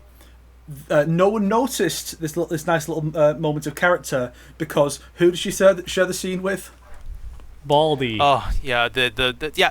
We have to talk about the elephant in the room. We need to talk about the fucking staff is not purple. What the fuck are you doing? That's true. Why? Because MK11 Sonic. Because MK11. They think that fans only know about MK11, so they just keep adapting MK11. It's unwatchable. I can't. Also, we have to boycott this movie now. They made Jade look so different that her staff needs to be Jade. Otherwise, like you wouldn't know it was her. You'd think it was some new character with a pink lightsaber. Yeah, it can be a green staff, but when it activates, it's still purple. It activates. It's like great. Wow. Maybe when it hits stuff, it turns purple. Bing, bing, bing, bing, bing. Or maybe she unlocks her Arcana and it turns purple. She goes. Wait. Hang on. Maybe when she breaks free from Shao Kahn, like because it's green because of him, maybe it gets her power instead and turns purple. What? Not true, fan dog. You can't. Don't forget, Outworld characters don't have Arcana. Oh. It's only chosen Earthrealmers who get Arcana. Remember your Arcana lore, buddy. It's very important. That was stated? It was stated that only Earthrealmers get it? Yeah. Literally, the writers. I remember that was asked about this question. Not in the movie. The writers had to talk about it because the movie was very it doesn't count then. If it's not said in the movies, it's not canon. Yeah. In my opinion, I don't care what the writers say off script. It can easily be changed. But not a single character in Outworld has like the Arcana tattoo, or even if they died, they never passed down the Arcana. There's never a scene of passing down Arcana and blah blah stuff like that. Isn't that literally what happens with Melina? No, that was Kano that got killed and she had the power. Never mind. In fairness, all the characters who kill those with Arcana also have Arcana. So we don't know if a character can have multiple. I know we joked about the idea of Ermac. Plus the tattoo could be under their outfit. Like we joked about Ermac just being like made of Arcana, like just like this all over. I love the first poet thought of that. That shit was funny. Yes. We don't know for sure that that's how that would work. It's entirely possible that you can only have one, and it literally so you can basically reduce the number of Arcana that exist in the universe by just having an Arcana and killing someone else. I'm kind of hoping they never mention Arcana ever again. I hope this new film just quietly forgets anything that was disliked in the first film, including the Arcanas. The question is, Johnny has no powers. Like they have to, like if he has powers, it has to be tied to Arcana, and if he doesn't, then they need to. And if he kills someone who has powers, then like, I guess he has to get an Arcana. I feel like Johnny getting his is going to be a big part of this film. Oh my gosh, I made like a 30-minute video like talking about the detailed information about Arcana, or at least talking about what they gave us in the movie, which isn't a lot, but still I tried to analyze it. I just remember something. I don't think people have noticed this too. Why the fuck does Kano have powers? Didn't Sonya take his Arcana? Because he's back from the dead. What? Do we see Kano use powers in this? Yes, Yeah. he used the laser eyes when fighting with Johnny. Remember? Yeah. And Johnny Matrix yeah. did. But what if it's a cyborg eye this time? What if he finally has a cyborg eye? Oh, is that how they Like explain beneath it? his skin. That could be it, or alternatively, it could be that he just kills someone else who has an Arcana. It's like, oh, there was this guy Cole Young. named Movado, and I'll fucking kill him. Okay, I will take that. If Kano kills Cole Young, I will take that. I'll take that. That's what I'm saying. Maybe No he's gonna way. kill Cole Young and get his Arcana. It would be like just like a name drop, like I said, like Movado. Oh yeah, I killed this Movado guy off screen. I got That'd be powers funny, too. again. haha. Mavado. I care this Bonus guy called points if Jarek. Movado has Cabal's weapons because like, he stole them, like he grave robbed them or something. Like bonus points if they do that, because that was the original plot, that you thought Cabal was dead because he had the weapons, but then apparently Cabal's not dead. So Yeah. that'd be interesting. Anyways, Is it Jade. time to finally address the biggest point, like the thing that everyone's been talking about for the past week and a half? Even the normies are talking about this. That's how far it's spread. TrueUnderDawg, I hate agreeing with you, because when you made it a huge point of talking about it in your video, I'm like, okay, come on. It is not the biggest deal. How the fuck do you have 60,000 views on your Bald Jade thumbnail? What the fuck? Oh yeah, in the first like 60,000 24 hours. Yeah. And that's not counting the previous video that's just titled Jade is bald, and that one also has 30K. So combined, Your you have almost reaction did 100,000 decent. views on Jade is bald. I want to make a third video. I'm thinking about making a third video to optimize on it, but also to be like, here's why it is a big deal, but break it down into way more detail. Although I think my video did a pretty good job explaining it, because I did the reverse. I was like, guys, You would kind of just be to give you an like, idea, it's not about being bald. It's not about being bald. Imagine if Kratos had hair, and how cringe that would be. You just can't change a character's design too drastically. Yeah. Hold on. You don't need to keep going on about making this point. All you have to do is say what you really mean. What you need to say is, Sonic, put Bald Jade in the middle of the thumbnail for this episode. That's all you have to say. True. Oh. But they won't know it's Jade. They'll think it's that chick from that new space video game that everyone keeps comparing her to. It is her. Yeah. That's the thing. It's the same actress. Sure. But I mean, they'll think it's that exact game. They won't know that it's even Mortal Kombat. I don't know. And You, people are you like, got well, she's 70,000 bald in views all on of your her video roles. now. And it's like, no, that's not true. She's You not could always do been that. bald. She has some roles where she's either wearing a wig or has hair. So she's done it. She can wear hair. You could do that. You could get a screenshot of that game and Photoshop it so that it's to have Jade's mask on. It's like, that's Jade. You're I want so y'all to evil. confirm something for me, because comments How lie evil? all the time. It's literally right? her. Yeah. Incel tears. Drinking the little drink. I wanted to say, comments lie all the time. So I want y'all to verify if this is true or not. I'm not sure if y'all know, but someone told me in the comments that actress did comment on the situation and like insulted people that were complaining about it, but then removed that tweet. Don't know. I've not People heard said about that that, but it's one of those where it sounds like something that would happen, so people will have an easy time believing it. Yeah, it also Yeah. can sound like something that's just like stirring the pot. I don't think so, Yeah, it because could be if made it up, did too. happen, it's one of those things where the thing is though, I do think a majority of people don't like Bald Jade, so I do think a lot more people are going against it and a lot more tweets going against it. I feel like if she did do that, people are gonna use that as the biggest example to like hate on this movie. I feel like I would see that a lot more. Yeah. I love how Foxy Grandpa described it. He just said, you can describe the trailer in 3 words. Jade bald, lol. Because that's like the big thing. It's not always Just like that, that. it's just lol. Like Jade Just bald, lol. lol. So, yeah, go ahead, Sonic, sorry. It's funny you brought up the actress too, because in your video, like you did bring up, it's like, no hate to the actors, no hate to the actress. This is definitely like a director's decision overall. I did It not is say like, that. I did not say that. Did you say writer or something? That part what I did you not say. Go ahead, sorry. I Okay, said go ahead. don't go after the actress. I did say that. Yes. I said that I'm not commenting on the actress. I'm commenting on the design being different. I never said it was not her choice, because it very well could be. I just said the decision. But I thought you said it's a decision with the writers and stuff. Well, from what Well, I I said the writer understand- did say it's explained in the movie, but that does not mean it was his idea. It could have. It could very well be that behind the scenes, the actress is like, "I want to be bald because I like being bald and empowering bald people or whatever From is what the motivation." I've heard, because I looked into this, because like I said in the video, I'm like, I don't know that this woman doesn't have like alopecia like Jada Pinkett Smith, so I don't want to make fun of it too much. And I wanted to make a joke on Twitter, but I was like, is this too mean? I don't know. So I It's really just have to- insensitive or not sure, yeah. yeah. So I looked into it. Apparently, it's something like she's tired of like a lot of time being spent on her in the movies or like a big wig, so she just chooses in all her roles now to have the shaved head. So she has an interview. I sent that, so right? Seems like it is her choice, and then if that's the case, it's like, well, it makes sense that you might want to go, well, let's have an explanation for it, even if you don't literally need to explain why this character is bald. The character can just be like have a shaved head or be bald. It's fine.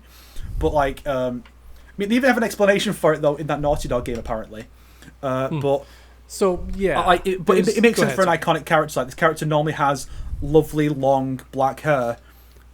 Yeah, let's give a justification for it. It's like when in the Arkham games when Tim Drake's got a shaved head. There's an explanation. He shaved it to infiltrate Penguin's gang. That's why he has the shaved head. I still hated it. They ignore it for a DLC that's set before that, and he still has the shaved head because it's the same model. But the point is, with a character like that, you should explain it if you can, and hopefully the explanation is not something like really dumb and ass-pully. Hopefully you can look at it and go, yeah, I can buy that, and you can move on with your life. Yeah, Todd Garner. I hope I got that. Todd Garner, right? Yeah. Producer. Okay, Todd Garner did reply saying they will explain it in the comment, like straight up already. Yeah. And there is a hint in, again, the countdown the footage, the countdown trailer. Jade's line is, she literally says, I swear to an oath to be Shao Kahn's like hand, or right man hand. I forget exactly what that meant, but basically she sort of oath to work for Shao Kahn. Yeah. So I feel like the shaving is related to that. Like that that was my theory too. Like Avatar: The Last Airbender, when Zuko and Iroh cut the ponytails off when they leave the Fire Nation. I assume it's going to kind of be like that. I will say two things. Number one, of course the actress can choose to have whatever preference she wants, but to have that override how a character has looked for decades is a bad decision. But more importantly, it's still on the director, because I'm pretty sure they get the final say. So they should go, of course, yeah. If you refuse to look like the character, you're not getting cast. Like straight up, if you refuse to look like the character, you're not getting cast. Like just straight up. Imagine if another iconic character, like imagine if there's some John Wick reboot that comes out in the future and Keanu Reeves is dead or something, and they want to hire someone to be a younger Keanu Reeves, and he's like, I refuse to wear hair. No, fuck you. Keanu Reeves has hair. Like John Wick has hair. You have to wear the hair. Well, there's another example you could do, which like if Carl Urban was like, I refuse to wear sunglasses as Johnny Cage, get out. There you go. Even better example, Snake. Thank you. I almost feel like if I were to fly on a wall, like if I were behind the scenes listening to the situation, I almost feel like it's more like Tati's like, oh, you know, what if I didn't have hair? And they were like, yeah, sure, why not? Like I feel like that's how that went. Yeah, so it's still on them. Because like we discussed earlier too, we just talked about how like they casted Carl Urban probably first before getting him to play Johnny Cage. Hence why they're like, oh, let's do the older Johnny type kind of character. Let's do like the he's been acting for a while type character. Yeah. Because we casted Carl Urban, not because we wanted to make an older Johnny. I feel like there was a bit of that in the decision making. Yeah, I mean, like you can kind of feel that because the poster that we see at the end of the last film, you don't see his face, but the outfit is very much MK11 young Johnny. So that that set the idea of this is like a young Johnny Cage in this film. Like he is the age you would expect him to be, like late 20s, maybe early 30s. But they didn't go in that direction in the end because they cast Carl Urban. It wouldn't have been cast Carl Urban because we want a seasoned actor to play the venerated role of Jonathan Carlton. It's like, no. We want Carl Urban because he's a big name. Now we'll twist the story to make it work. And that's obviously what happened with Jade. And obviously the whole thing, the genesis of the whole decision is with her. They cast her and she's like, well, this is the way I do my thing. And they ultimately allowed that. But it's not just her. You know, it's like the casting people who cast her, everyone else involved with her, everyone who gave the green light to have her allow this to be the case. You know, they all have some blame. I hate when people act like blame goes to one person and one person alone in every situation. No, yeah, Most of the time, blame is to be shared among a group of people. And now, I'm not even saying it's like a crime. I'm not saying that these are all terrible people for allowing this travesty to happen. It's just, it looks odd, doesn't look like the character. I would have much preferred to keep her hair, and these are the people who are responsible for that not being the case. You know? Yeah. I'll be a bit harsher and say, no, it is a big deal because it's all anyone's freaking talking about. And I don't want it to be all that people are talking about, but it is. Ironically, actually, it's not even something I brought up in the reaction because Yeah. it's something. Obviously, it's obvious his lair, and obviously, it's going to be like in your face in the entire movie. But I actually weirdly don't even find it to be the worst thing. I'm not saying I like Bald Jade, and I want Bald Jade forever. Yeah, no, it's not the worst thing. It's just going to become the worst thing. Heck, I even think for what Jade shows in the trailer, she seems pretty cool. Like, seems like she's gonna be like a decent character with or without hair. I think she's not gonna play a big role because it's like Jade. Whether they're ever gonna give her a big role. But overall, like even like without the hair, I still feel like she's gonna be like okay. But yeah, it's definitely like not my choice for sure. Like in the beginning of my like if I made this movie. Go ahead. You want to know what the actual worst thing is? Because I didn't notice this when I actually watched the trailer. I've only noticed it now going through it. Are you gonna bring up a certain character from MKX?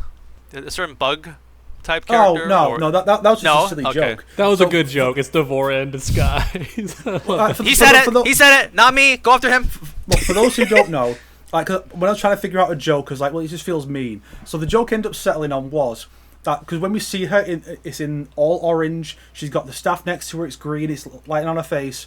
Like I said, the lighting did her like really did her dirty because it tints her a bit yellow, so she looks a bit like Devora. Mm-hmm. And it's not just the fact that she's got the shaved head; it's like they also have like the black markings on her head, which are similar to Devora. Yeah. Some people got really mad about it. Some people, of course, think it's some kind of racist thing because, of course, they do. You can't criticize anything involving a black person, otherwise it's racist.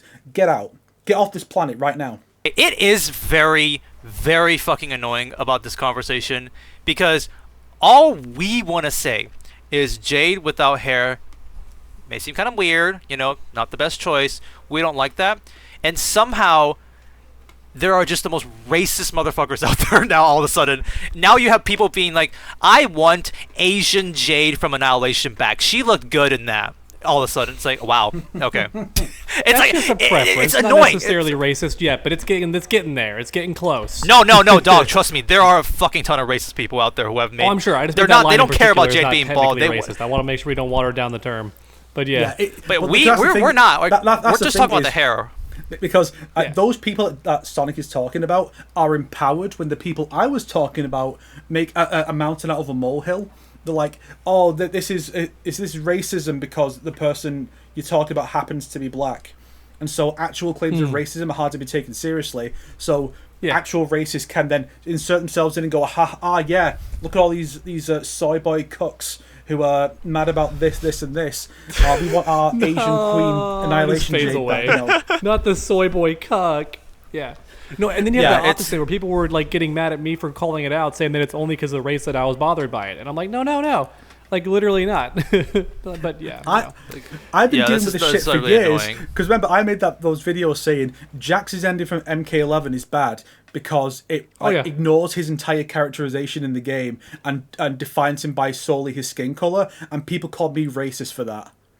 No, it's the opposite of that. Yes, yeah. So people then were calling me racist for it when no, it's the ending that's racist. The ending is racist. Yeah. Because all it cares about is Jax's skin color, not his characterization, which is fucked. And there are other characters whose actual characters would be better suited for an ending like this, like Baraka or Nightwolf or Geras, you know?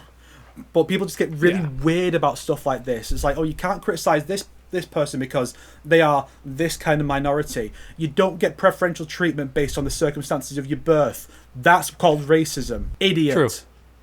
Idiot. Minecraft yourself. Do it now.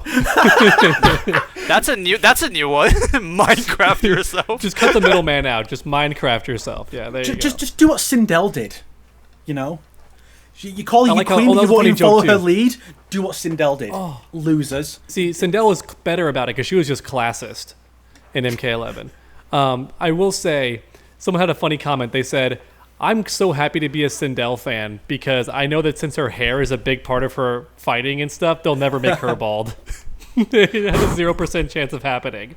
It's like, yeah, it's true. It actually does have a 0% chance. It is important. Yeah, that's a character that you can't. Yeah. The only way that would ever happen is if she's like disarmed and in a jail cell somewhere and she's just bald and it's like, yeah, we shaved her hair to take away one more of her weapon. That would be smart. That'd be smart. She's got a ball gag and a shaved head. Imagine an alternate reality where this actress, I'm not sure of her name, and is it CC Stringer? Yeah, that's the Melina actress, yes. Where their roles were switched. So Jade has the hair, but Melina, the Tarkatan hybrid, is the one that's got the shaved head or the baldness. Huh.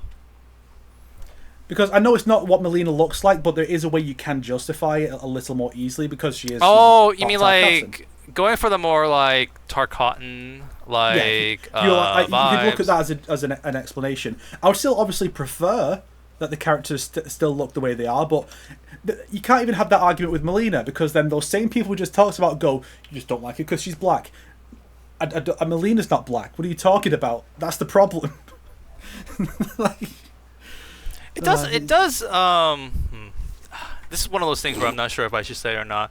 Like, cause like Melina being black in the that's probably, but Melina being black in the first movie feels like that whole debacle, like that whole conversation feels a little bit like Jade being bald. Except weirdly enough, I feel like people are more offended about Jade being bald. Like I feel like the conversation is more like heavy on this side. Weirdly enough, maybe but that's just me. Yeah. They're both the same problem. It looks nothing like the character. If you change their outfit color, people would not know it's them. So it's a similar like issue. People even joked like without the glowing staff, I wouldn't know it was Jade. And even I mentioned that's why they showed the glowing staff first before the bald head. You have a like wide shot of her falling with the staff and then her face because they know that if you saw, and that's how you know it's a bad decision. Like if you can't tell, I think back of that amazing development trailer for War for Cybertron. When they were like, when designing this Transformers game, I had my child who's like 8 years old. If I showed him a concept art and he couldn't name the character immediately, we changed it. And I'm like, yeah, if you can't tell it's Bumblebee immediately, change it. If I can't tell that's Jade, change it. Like immediately. Now to be fair, Mortal Kombat's not doing these directors any favors because they keep changing the characters' looks in every single game in very drastic ways sometimes. All that stayed consistent is the colors. And even then, Jade fucked up in MK11 where she wears a mostly red outfit and it looks terrible. And that was an awful decision and it should never not be remembered as a terrible decision. It's also default story. It's not even her default outfit. It's the story mode specifically. Yeah. It's the opposite of Scarlet, where I keep roasting people like, Scarlet's design in MK11, her default costume is good, you're just a hater. And I'm like, yeah, it's so good that it's not used in story mode, or in the arcade ending, or anywhere else. Fuck off. It's a bad outfit. I think that's actually a decent video concept that you could do, Dog, is when they don't use the default costumes in story mode, like Scorpion and Sub-Zero in MKX. The default costumes are not in the story. Scorpion's is in the comics, so it's canon, but Sub-Zero's is not. And then in MK11, they don't use the defaults for them. They change Noob Saibot's mask. They don't use Scarlet's. They don't use Jade's. They use Jade's default, the actual Revenant one, but the human one, no. Like there are so many No, it is for Jade. Yeah, that is her default. But then there's a better one there. So there's a lot you could do with this as a video concept, Mr. Doge. Yeah, it could be like the worst redesigns in Mortal Kombat history or something. Yeah, could definitely be a thing. Does anybody else remember? This is something that I keep thinking about. Do y'all remember when the Mortal Kombat 11 roster got leaked by that degenerate who just took a photo of it? Do you mean put it online? Something with Frost? Bald Frost. Yep. I'm totally gonna make a meme right now of like them side by side, because that's the funny thing is because a lot of Frost's alternate designs, she is bald, she just has like weird like metal things there instead of her. So I wonder, was that the plan initially that she would look like that, like kind of like a Mr. Freeze type thing, and then maybe people made fun of it, and then they were like, let's not do that, or was it always going to be her and the model just wasn't finished yet?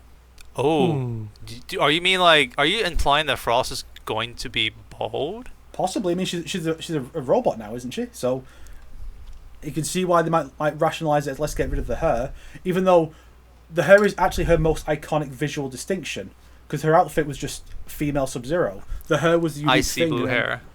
Yeah, then they bring it back and it's a Karen haircut, and it's like, what are you guys doing? And then without the... They messed her face model up somehow, because without the mask, she looks like Joffrey. Like from Game of Thrones. She straight up does. I don't know how they screwed that up so badly, but she looks just like Joffrey. I did not think of that. That is something that NetherRealm seems to do. Like, Wonder Woman in Injustice 2 doesn't look right. And if you look at early footage, like Supergirl's face was just so wrong. It affects the women more, I find. I think it's more of a problem with the women and Sony when she was first showing off. I think it's a weird thing that affects the women more compared to the men. Although there are some who get through just fine, like Jade and Katana's face models. They look great in the game, but there's some of them just for some reason some just don't come out right, and it's like, could you not do like a second pass, please? I would say Injustice 2 though, like that was like the first time they tried realism, so there's a lot of like more interesting close-up shots or like a little bit of uncanny valley shenanigans in that game, I will say. Now to get back to the point I was trying to make before is that the actual worst thing about Jade in this is what I noticed when going through it here today is we do see her actually not just sparring with Katana, we see her actually fighting someone. Do you know who she fights in this trailer? Oh, she was in another room, from what I recall. No, this is one in Outworld. We see her fighting Katana for a split second. We see her... Was it Shao? Who do you think our black, bald queen is fighting? Sindel. No? Jax? No, that's Damn. Sonya, by the way. The other black bald character, they both So get it was matched up for a Jax. fight. Oh. There can be only one. There can like be how only Son- one bald side character on It's like how screen they right love now. they love matching Sonya up with other women like Lee May and Melina and Sindel, and Jade is like, oh yeah, here's the other black bald character. Let's just put those two together for a fight. Like, Have they... has Jax fought... Yeah, in MK9, right? Jax did fight Jade, yes. right? That's right. Yeah. Be right back, boys. I'm going to take a bathroom break. If that's all right. Okay. Let's try to end it in the next 30 minutes, if that's possible. See if we can end Sure, this so I'm gonna be right back. analysis. Okay. Finish it. Dang, you're so fast today. Such a fast podcast. Finish him. I would say in the countdown there is like a finish it or finish him. Every time it cuts to like the poster. Yeah, finish him. It always says that. Could use that for video footage, just like a big bloody finish him. It looks kind of cool. Could use that in editing someday. I remember Jax actually being one of the earliest things people made fun of in the first film because he just looked like Steve Harvey with the mustache and the baldness. That was a funny meme for a while. I wanted we didn't talk about Sindel yet. I feel like we should mention Sindel. Very briefly, but I mean, there's not much because she only screams and that's it. Yeah, well, the people were commenting on her appearance a little bit because she has what I think is an MK11 outfit, but her hair is MK1 apparently. People were pointing out, and they're like, boo. Yes, people have noticed that. MK1 hair, boo. Also, this is a tiny gripe that I just want to mention because it kind of bothered me. Sonya Blade uses her Arcana, and Sindel's scream is like stopping it right as it's coming towards her in the trailer. Yeah. Sonya isn't firing what looks like rings. Instead, to me, it looks like she's firing tiny fists that are like the pink glowing color that are trying to punch like Sindel. Yeah, rocket I fists. remember you mentioned that. It looks really silly. I wish they didn't do that. Well, I'll have to try and find that moment to comment on it. Yeah. Oh, now my 'Cause camera's following me for some reason. Okay. Because in all case, the power's looking different this time if the characters have been training. Okay. Actually, they start off like rings, and then they kind of like start to get very close together and look like fists. Now that I'm looking at the footage again. Yeah. Also, the poster makes Sindel look ugly, but the actress playing her is actually quite pretty. So I think she'll look fine in the movie. But I these never posters thought are not they doing made her look anybody ugly in the favors. poster. It looks a bit Come off. on. Like, good God. There's something off about it, but the posters do make most of the characters look weird. I feel like Jax is the one who comes out looking the best. And then like Kano, Cole, Johnny, I've got a Kung Lao, they picture. look fine. Liu Kang looks fine. Baraka's got a very wide face. It's really funny. I was gonna bring him up. I was gonna bring up Mr. Baraka. Pez dispenser. Baraka has a Pez dispenser problem. I don't get why they made his mouth go all the way to the edge like Snake is pointing out when they could have just made it like MK1 where it's just tall in the center. But He looks great in the poster, Baraka. Like I feel like from a still image, it looks pretty good. In the movie, I I'm don't like, know, man. it is so the CGI talking mouth is it's so weird. Assuming it's CGI, not like a practical effect, like an animatronic. I don't know if it is. I've no idea, but that could. We need to see him talk more. Yeah, like it does look wrong. Although the fact that I think I recall the teeth bending a little bit, the way I think they do the game That's what I sometimes, it does somewhat suggest it is just CGI and just done poorly. I think it's CGI. Yeah. Yeah, it does not look good in my opinion. Yeah, Baraka doesn't look too good in my opinion currently. Game designs are going, like video games are going backwards and movies are going backwards. We figured out how to do this stuff many decades ago. How are we struggling now? If you watch the part where Kitana like wraps up Jade with her thing, she's got this little smile on her face that suggests she's about to say that line from the poster thing. Yeah, of course. Like yeah. like that Anything shot could be a weapon. If that didn't cut off, she would say anything can be a weapon, and Jade would. What's Jade's line? Oh no, she already had her thing. So that's I saw it later in the scene. Shao Kahn. Probably the same scene. I imagine they'll introduce that. Yeah. Yeah. Shao Kahn, ladies and gentlemen, big guy. What do you guys think? I want to see more of him. I'm very nervous because we're seeing very little of him. So he's either very not going to be in the shadowy figure. movie very much. I also don't like how they're not ADRing his voice. Like, when a character is wearing a mask, you don't have to give them the mask voice. It's okay to make it sound like the mask isn't there, because it sounds stupid. When he goes, finish him! Like, I don't like that. It should be, finish him! Like, loud, and everyone should be able to hear it, you know? I want them to hear it. Also, I prefer when Shao Kahn whispers. I just do. I miss, like, classic Shao Kahn who's like, you a fool. And this is like, you know, in the good games, luck getting that back cooler saying to I'm me. K9. That True. It's one of the things we look at and go, yeah, that's why you don't have the extra, like, the lower jaw on the mask, because his mouth is uncovered in the games. That's how it's always been, but now it's a problem. I mean, that's why they have the little side gaps so his voice can get out, but, like, just design the mask differently. Unless it's purely, unless they did it because it's easier to fit on his head and just stay on during fight scenes, then I can kind of understand, but otherwise, just keep it the way it was, or like Dog said, ADR it. Like, this is not a difficult thing to do. It's like in the second Michael Bay Turtles film, where Casey's got his hockey mask on and his voice is muffled. Why is it muffled? It's a hockey mask. There are slits in it. What the fuck? With a shredded mask that covers his whole mouth, you can hear him just perfectly through it. What are you guys doing? I will say, like, this is definitely a very different vibe type of Shao Kahn, just because it's not a helmet. It's also a mask. Like, he's hiding his face behind it and stuff. You can barely see it. I wonder if that's gonna come off at the end. It's like a face reveal when they're like getting more intense with the fight and stuff. I feel like it would. Yeah, right. Definitely could. I think the reason they changed the mask, maybe, I just have this thought, is because it did look very goofy in MK Annihilation, because, like, you know, it's not a real skull, it's not really thin. So the gap between the mask and his face is like a huge, like, you know what I mean? The mask sticks out way further, so they probably gave it the bottom jaw to avoid that goofiness, but there has to be a way to make it not look goofy. I feel like cosplayers have solved this problem decades ago.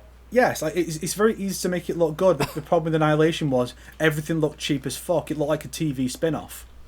I always joke, an adult film. Which is funny because Conquest was a TV spin-off, and the mask there looked way better. You know, he only wore it like... Well, he wore the mask, not the helmet, and the helmet looks actually quite good as well. So you can do it, you just have to put in the effort. Oh, just yeah, make it not rubber, I feel like, and you'll be fine. I'm looking up cosplayers, and they're doing a good job not making it look goofy. So. Oh no, it's not little fists. What did you find, Snake?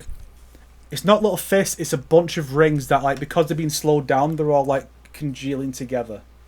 So yeah, that's what I said. I was worried she was shooting like her entire forearm at the opponent or something. Is how it looked almost like she had an extension of her forearms. Which, to be fair, fighting games have done that. Even Ryu in some of the games, like his Hadouken, has a little fist.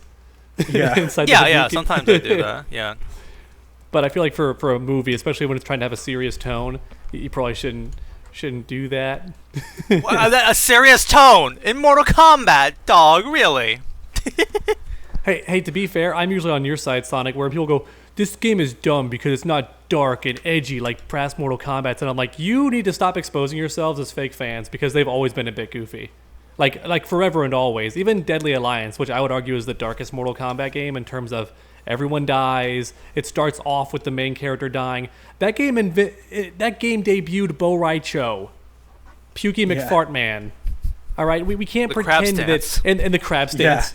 Yeah. Which unironically is one of the best stances in the game in terms of being god tier. It's a really good stance. For meta, yeah. And it also that game also had all those like little joke images like Kano's or Lee May as like a fashion model, or Kitana with like an Indian golf course, or drummer Goro as a drummer. Yeah. Reptile's skin, his shampoo. Yep. Yeah, like the series has always been fucking MK1. Since then we've had like, what are they saying? Yeah. It's gibberish. and it's great. The series has always been goofy as fuck, and it becomes a problem. The series takes itself too seriously. I mean, it's like in the story modes, like Johnny and Cassie are a lot less quippy in the story modes compared to the intros. Like now it's like, oh, Johnny now just has a few quips in M1K, but a lot of it's just, I'm going to make a movie reference. I'm going to reference Game of Thrones, available now on HBO Max.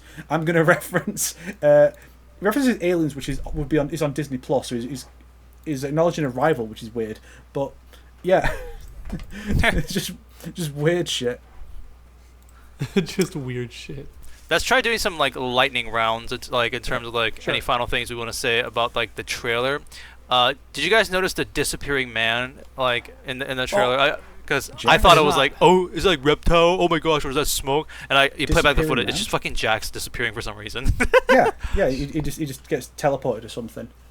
It feels like, it feels like one of those situations where either he won his fight and he was about to say something and then he gets teleported, or like he just gets teleported maybe to the next fight. I'm not sure. Something doesn't. He seems like he wanted to say something. Yeah. Mm-hmm. I really like the portal stage. I think it's called the portal stage. The one with the blue background. That looked really cool. I'm like, ooh. Looks phenomenal. Yeah, because not a lot of stages look really great in the first movie. Actually, there are a lot of locations I'm like, this looks pretty cool actually, like for little arena fights and stuff like that. This is sick. Huh. Yep. Fair. I do like how they're going to more places. I very much enjoy that.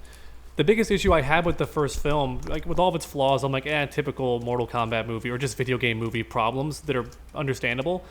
The one setting was not understandable. To spend that much time in this one location that doesn't even look good was unforgivable. I was like, good lord, what a terrible set. Yeah.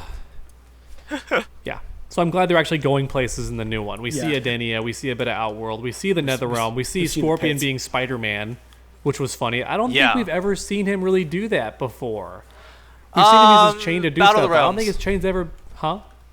Battle of the Realms, when he fought against the one being, right? Yeah. I think he did. I think he did like... And to escape the cavern, too. And stuff, yeah. And then very little in Shaolin Monks when they throw him into the pit the first time and he throws the chain to get out. That's probably the first time we ever saw him do that. Yeah. So having looked over it again, I think it is Cybot who's holding Kano. Yeah, right. It should be just it's the clone. The lighting makes it a little difficult to tell. The details blur together a bit, but just looking at how it's similar to the Cybot design in 11, That's weird. Why is Cybot fighting Kano? Well, I imagine he summons a bunch of shadows, like in the Jackson Jackie fight. Everybody in Netherrealm probably are fighting Noob Cybot, maybe one of those. Yeah. Yeah. So that's probably what's going on. Personally, I will say this: I don't have much hope for the story. However, if the battles are awesome, if the sceneries are cool, if the sets are cool, who cares? It could still be like a really fun time, and that's really all I want out of this, honestly. If you can impress me with the story, like, great job. Somehow with your 16 characters on the poster, with additional characters you haven't announced yet, and if you can still make, like, a good story, like, okay, with Arcana existing in this universe, like, okay, like, you impress me there. But I at least hope if the action is good, if all the other things are good, I will still give this a good rating. I will still, like, enjoy this movie. I hope I can say that at least. I've just had an awful thought. So, one of the criticisms people had for the first film was that they put the pit into the film and no one gets knocked off the bridge onto the spikes. True. And now in this one, the location where Sonya is fighting Sindel is clearly the pit, the original version, the pit bottom. The bottom of the pit, yes. It's got the same walls. You don't see spikes, but I'm sure there'll be spikes. So now I'm thinking, okay, Sonya's here at the bottom of the pit. The pit's the place people want to see someone fall into the spikes of. Sindel can fly. Is Sindel going to fly and then Sonya knocks her out of the air and she gets impaled on a spike and dies? Probably, yeah. Are they really going to do it to Sindel? Probably. But are they? Well, it depends on what they're taking inspiration from specifically, because a lot of the visual stuff is from MK11. Like we're seeing that with... I mean, Jade's outfit is based on like MK Mobile, seemingly. Whereas you look at Noob Cybot, that's clearly MK11, and just small details like that. Jade's staff, a lot of the stuff. Johnny does come from Cage is 11. younger outfit. That's totally MK11. So, and it also depends on how close they may be sticking to the original plans. If they're like, well, the plot is basically planned out already, and then we make some changes here or there. How much did they change? How much did they plan ahead? It is entirely possible that this is just going to be MK11 Sindel. Because the fact that she doesn't get any particular focus in the trailer, as if to say she's mind controlled, like no, we could maybe save her or something, makes me think that it might just be evil Sindel and she might just get murdered by Sonya. I really don't think so, because like they showed, I didn't know it was Jared at first, but they did literally show Shao Kahn killing a guy, and it's like, oh, that's probably like the Adinian Mortal Kombat tournament. Do we know for sure it's Jared? No, but it just really feels like it, right? Like, why would they emphasize a random guy, a random actor, like who has acted in other things, like give him like a scene and stuff like that? Or they're okay showing that kill as if like this is an origins, this is like the beginning of Adinia's situation and whatnot. Jared and I feel like cast for the film. I'm pretty sure. I think we know who's playing Jared. Yes, so there is a Jared literally in the movie too. I'm sure people could confirm it, but yeah. Like I feel like Shao Kahn himself showing up to kill somebody, like how can it not be like a big name person like King Jared, right? I feel like that would make sense. And if they're doing the whole origin story of Adinia, I can't see Sindel being evil if this is like the original timeline. If this is MK11 timeline, then God have mercy on her soul. But I just don't think so. All that stuff still happened, even with the scenarios where Sindel's evil. It's just that her role in it was different. So true, but I just feel like they're not going. I don't think. I feel like unless if Sindel doesn't show up in that Adinian like backstory, and she just shows up, hey guys, I'm the next person who's gonna fight, and I'm actually Jared's wife, by the way, and then she dies, maybe then, because they didn't develop that character that much. You know, it's very possible. I mean, keep in mind that a lot of characters died without us learning anything about them. Like, it was never mentioned who Melina was in the first Mortal Kombat, like in 2021. So it's very possible Sindel is just a character. She gets mentioned as the queen of Outworld, who's now mind controlled, but they never mention that it's Kitana's mother. This is entirely possible. It is entirely possible. They just leave out certain aspects of all the characters. I mean, Melina's clearly not Kitana's clone in this continuity. True. Clearly. Thank you for reminding me, by the way, Snake, because that's the thing I wanted to bring up. Your random shower thought in your 48-minute analysis, you just randomly said this, like, haha, wouldn't it be funny if Melina was the clone of Jade? And I'm like, haha. But actually. But hey, at least my theory is not right. I made that funny theory a long time ago about Baraka and his people and Melina and all that. Thankfully, I they get didn't comments do that. still bringing that up, by the way. I like to pretend that they changed it because of me. Like, I actually that was gonna happen, but the reason it took so long for the second film to come out and we didn't see anything is because they did change all that. They're like, oh shit, damn. Would you like to bring up your theory just for the people who don't know? Actually, it's probably better if you just replay my clip from that original video because I said it so okay, well. sure. I'll just replay that clip. Yeah, there you go. What I was gonna say, I had a really scary thought though. And I don't want to spend too much time on it, but I just think it'll get a laugh out of y'all. And this is something that Hollywood would totally do. So my fear when I saw that Melina was a black woman, my fear was that Kitana is not black. Kitana looks like how we think Kitana looks. And they're trying to say that all Tarkatans are black. And that's why she's black. Oh, and they're going to use that to tie into all the Tarkatans are slaves. Wow. Oh, no. I could see them doing that. I could see Hollywood doing that. No. And that's my biggest fear. Like, they're going to cut the Tarkatans and they're all black. I could see it happening. Codename Baraka. That would be amazing if that happens. It's so woke, guys. It's so woke that it's racist. Yeah. It's part of some literally biting social commentary. Nice. Literally biting, haha. That's awesome. And that's the theory that Dog made like 4 years ago now. Yeah, basically making fun of Hollywood trying to pander, but going so far in the pander direction, they become offensive because they're not aware of what they're doing. Which kind of happened with this movie, although it's the actress's fault, we're pretty sure. Like, and the director's final fault because they probably chose to go with it. But people were saying, like, why is Jade the character they made bald? They would never dare make Kitana bald or Sonya. And it's like, that is true. I don't think they would dare, but it's also the actress's decision most likely, and they confirmed it, which is still their fault, technically, like the director. So, What is Yeah. it with MK and making the black characters bald? We've had Jax, Geras, Darius, now Jade. What's next? Tanya?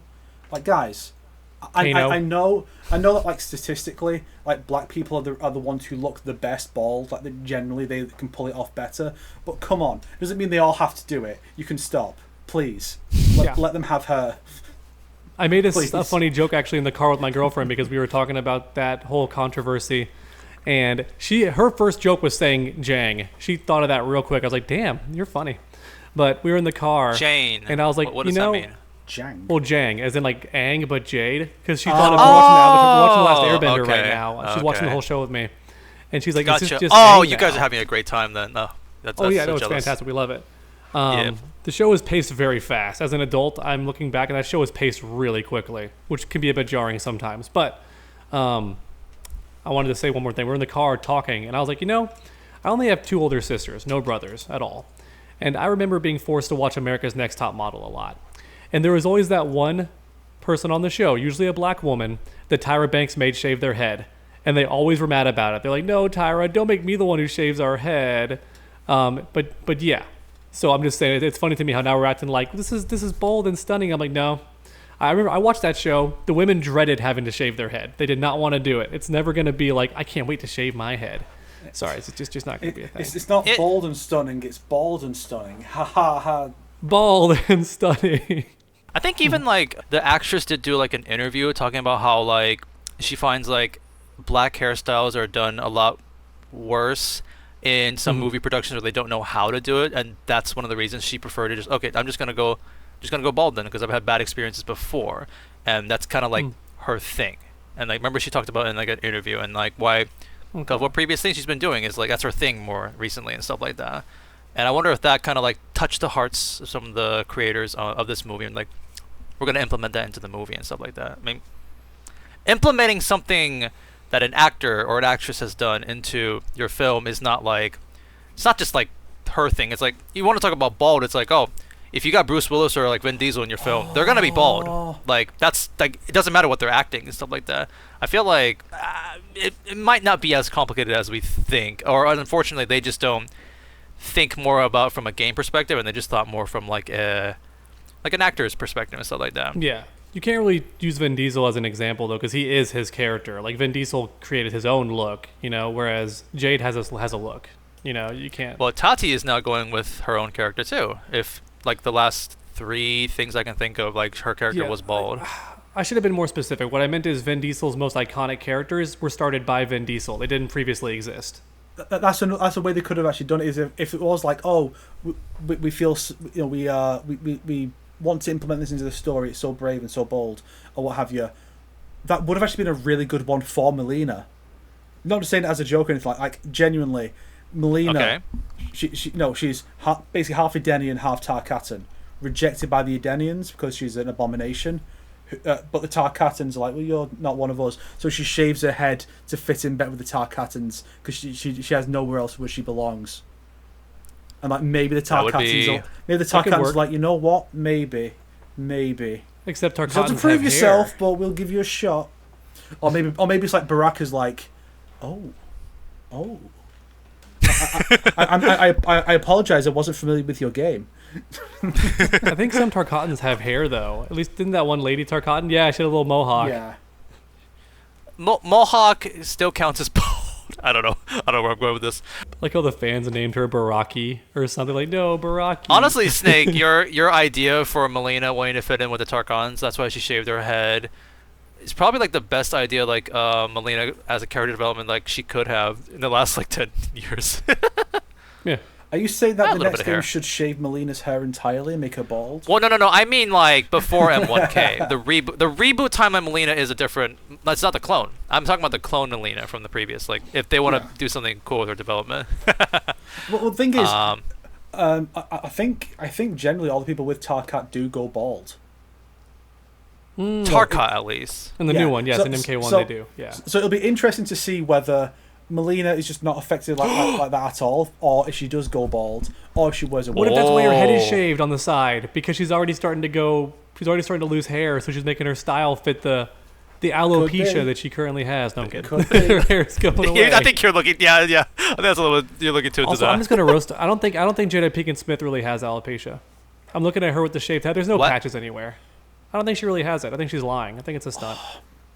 She's a manipulative person. Anyway, who? Sorry, let's not open ourselves up to lawsuits. But again, I'm sure she'll watch this. Can't sue me over that. But I just thought Melina has that weird like skeletal thing in her hair.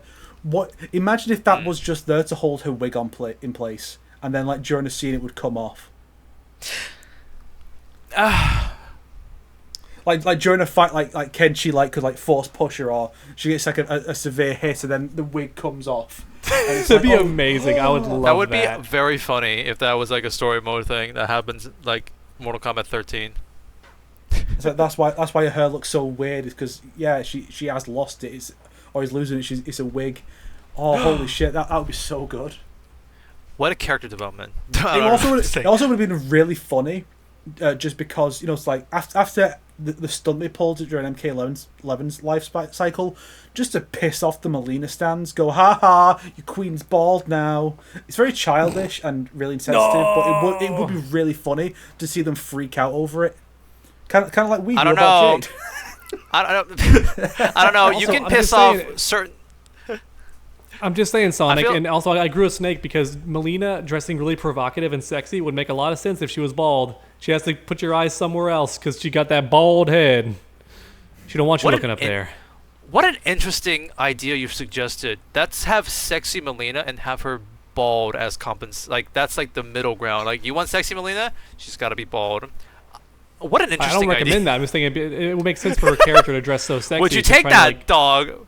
Would you if you had to have like a completely covered up like traditional costume character and then call her Melina, or would you want to have a really sexy outfit character but have her bald and call her Melina? Like that's a very interesting question there.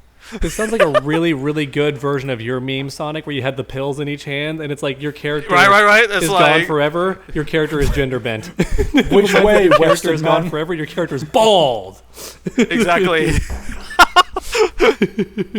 Very philosophical debate. Would you want your character bald if you could have this character show up in the next movie? Did you use the Matrix meme for that? Oh, me? There was like a template that says "pick your poison," and that's the one that I. Oh, it's a pick I think your the poison, Matrix okay. would have made more sense now I think about it. But yeah, that's. It was a "pick your poison" meme that I had. I appreciate one thing about the trailer too, because they did the same thing as the first trailer. They had the finish up, and then like they showed a bunch of people getting killed off. And in the 2021 one, they literally spoiled Melina and Reptile's death. But in this one, they just kill Melina. They didn't spoil. I love that reaction so much. Sorry. And like in this one, we don't know who dies. So it's like, and also they kill like a random jobber. So it's like, okay, cool. We just see some cool moves. We don't see literal characters getting killed off. So we don't know who dies now. I was like, great.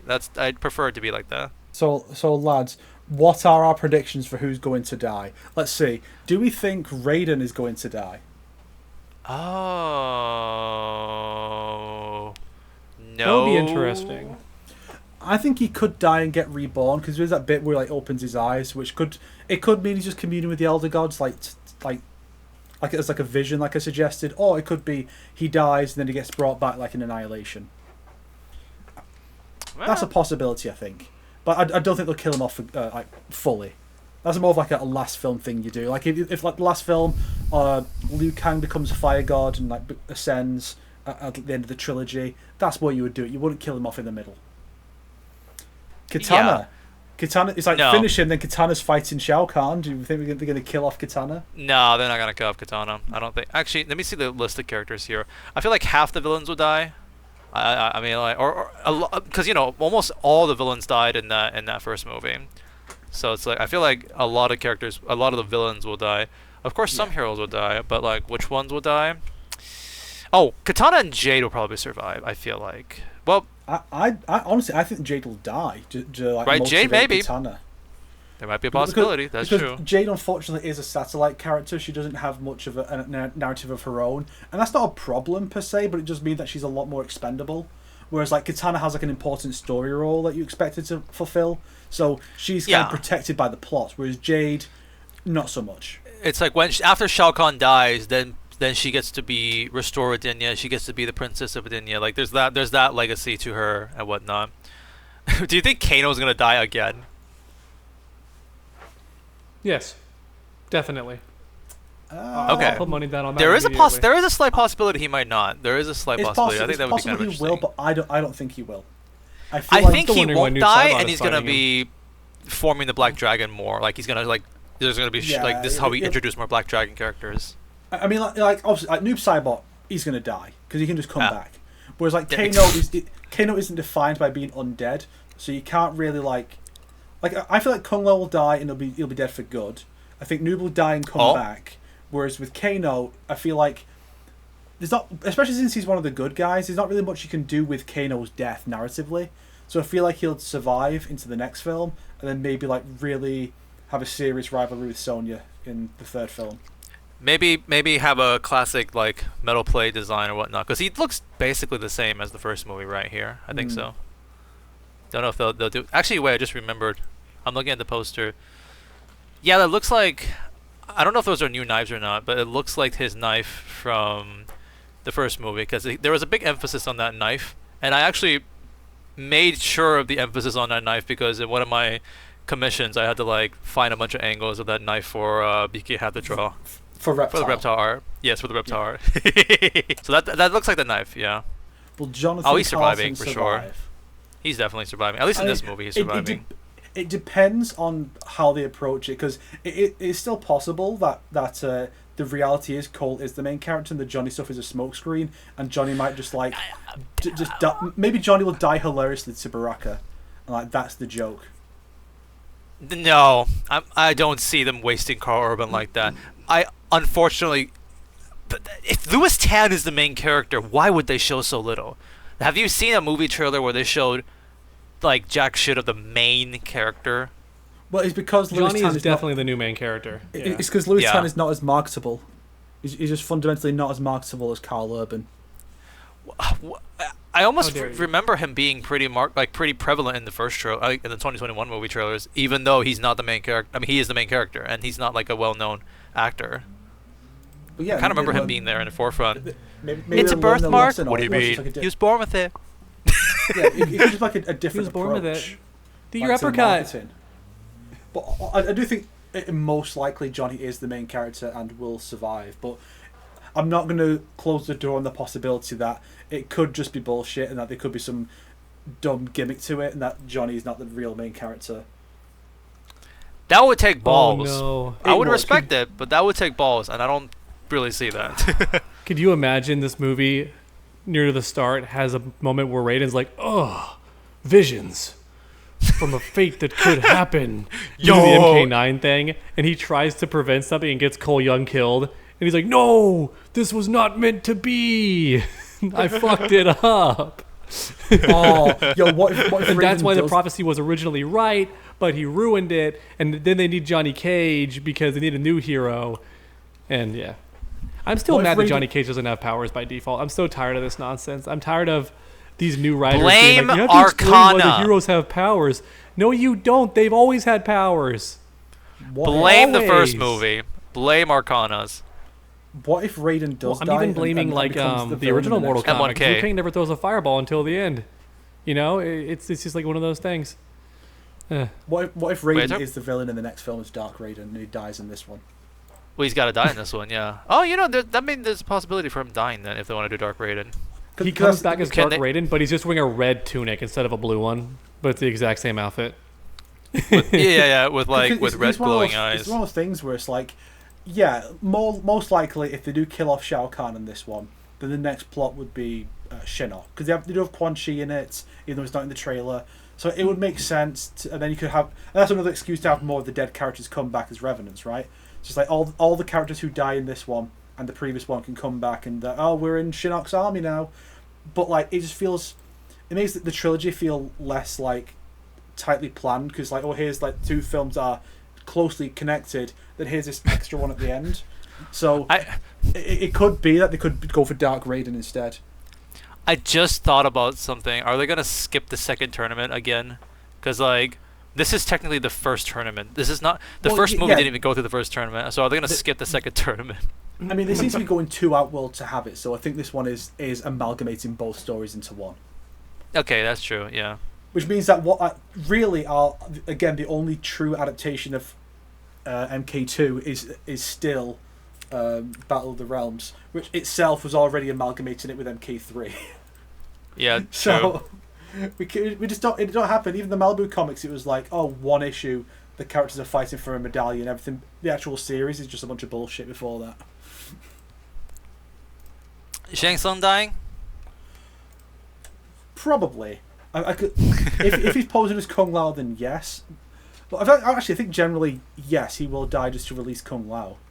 Like that's Liu Kang's goal here is Makes to sense. to save Kung Lao's soul by killing Shang Tsung. Because Shang Tsung doesn't really have like an actual. I know it's technically a rivalry with Liu Kang here, but it's not the same as it is in the games where Liu Kang bests him and then they're rivals from then on. It's just Shang Tsung is just a guy, kind of. So I think most likely, yeah. At least Liu Kang has a revenge plot with Shang Tsung because Shang sucked Kung Lao. And in the first movie, he finds peace killing Cabal instead, which is so fucking funny. So there's that at least for that rivalry. So I think Shang Tsung is probably going to die in this one. Sonya. She'll be fine. Yeah. They're considering a spin-off for her, so she'll be fine. Really? Well, the actress says it's like, let's go. The actress in the 2021 interview was like they should or something like brings up like a spin-off like, oh, we should totally do it or something like that. Never came anything from that, but I'm just saying that because there was an interview. Actually, speaking of spin-offs though, Warner Brothers has made an announcement recently talking about how there's already a third movie planned, and if this is a successful movie, then spin-offs will be planned. Like that was they just said that recently. So, and I knew about that because someone retweeted that being like, I prefer having more animated movies, but that's just me. Yeah. I mean, after making Jade bald, I prefer that too. Could you imagine if they did both? If it was like, well, we're going to do animated prequel movies in this continuity, like flesh out certain character relationships. Sure, that'd be cool. I feel like the first spin-off would have to be Scorpion in the past. Like when he's in the Nether Realm, or like before he was killed. Before he died. I don't. That feels like. I know. That just feels like a very different movie. You know what I mean? Or different. Yeah, I mean, you could do it. Just like that would just be very. If we're doing spin-offs, Scorpion is going to get first dibs. That's just how it goes with this franchise. Unfortunately, but yes. so and then the question then is, would it just be the same actors, him and Sub-Zero, or would it be them when they're younger? So you have different actors. How these two met before. Like the Scorpion King prequels that don't feature The Rock. There's fucking 4 of those. They did 4 prequels without The Rock. Like, what the fuck? Sindel. Depends on her role. If she's mind controlled, then no. But if she isn't mind controlled, she's just evil, then yes, she will absolutely get impaled on a spike by Sonya. Or maybe they'll have a scene where like Sindel insults Jade over being bald, and then Sonya while Sindel's flying, Sonya grabs her and yanks her hair down, and she gets impaled and goes, yeah, not so funny now, is it, bitch? I'm laughing not because of what you're describing, but because it's possible. Because that's how they kill off like Natara Molina in the first movie. It's just Sonya pops up. That's it. Oh. Yeah. It's not impossible. Liu Kang. No, he's fine. He'll be fine. Yeah, he'll be fine. It's Liu Kang, motherfucking Liu Kang. Unfortunately, he's gonna be like possibly the savior in the end. He's not important enough in this continuity to bother killing off. Hopefully he's just not a dick in this new one. He was so bizarrely weird in the previous one. Like he was way too serious, and yeah. So I'm thinking that Johnny Cage is going to be main character, but hopefully they still let Liu Kang step in and like defeat the final big bad, because that's like what he's supposed to do. Yeah. He's shown a lot of fire dragons, so like it seems like he's very strong at least. He will have some kind of confrontation with Shao. We know that because we see that in the trailer. There you go. Yeah. But it's a question of whether that's real or not, or whether he's just going to be there to get decimated, like in Battle of the Realms when Shao just beats everybody up to show how tough he is before Liu Kang fights him. Maybe he's just going to beat everyone up, and then it's like, now Johnny's going to step up to the plate and go, wacha. You know? Weirdly enough, I don't see Johnny being able to defeat Shao Kahn though, which unless if it's one of those like he unlocks his fucking Arcana. Yeah, the god killing powers. And Johnny has the strongest Arcana. It's the strongest, biggest, baddest, strongest Arcana of them all. It's so big, you guys. Oh, it's so big. Look at my Arcana. How big is your Arcana? Oh, it's pretty big. Dude! Oh shit! Wait! Oh fuck! Wait! Look at my big green Arcana. Look how big it is. It's not gonna happen, but holy shit! Right. Imagine, guys. Imagine biggest plot twist. We were discussing about whether or not Johnny, like, is he gonna kill someone to get the Arcana, or like, because Ko Young is like he had the Arcana, but like he unlocks it later on. What if Johnny's Arcana is the Johnny Cage tattoo on his chest? Well, no, We can only hope. You do raise an interesting point that Johnny doesn't have to kill someone to acquire it, because Arcanas are inherently like heretical. That's Inherited. how Cole got his. So yes. Johnny already has the backstory in the games of being descended from a warrior cult. So it's very likely he has that. He has that too. The only question is, does this Johnny just not do like shirtless scenes because he has the Arcana and it's like weird and gross? That's gonna be the twist. He's gonna be shirtless. Because if he had that, surely people would know. Like Jax would have gone, the fuck is Johnny Cage doing with an Arcana? You know, it's like, here's this symbol that represents this, and it's like you're watching like Thor, and you're like, Chris Hemsworth has the Arcana. What the fuck? You know, you'd go to him. You won't go to like Joe Schmo, Cole Young. You go, yeah, let's go to this big celebrity. He knows what he's doing. I just thought of something else really funny. You know, going back to my own videos and just looking at what they did, like the 2021 movie is just like fun garbage, but like looking really into the details, looking at the interviews, it becomes like more complicated hot garbage, which is very funny. I just like remembered like there's just part of me that just feels like they might do this based off the Arcana rules in the first movie. When Ko Young dies, like you just see him dead on the ground, and then it pans or like it transitions to back to Earth in just this random house, and you just see a tattoo like all of a sudden grow on Emily, his daughter. I just don't know why I feel like they could do that. That's the mid-credit or a post-credit scene, or mid-credit scene. Emily? Yes. His wife is called Allison. His daughter is called Emily, if I'm not mistaken. Who's? Cole. Ko Young. Oh, Coles. Yeah, sorry. The most important character. The only character with a wife and child. How can you forget his family? No, I just forgot Cole was a character. I knew you were talking about Mortal Kombat 2 and someone's daughter getting it, but I'm like, who the fuck is Emily?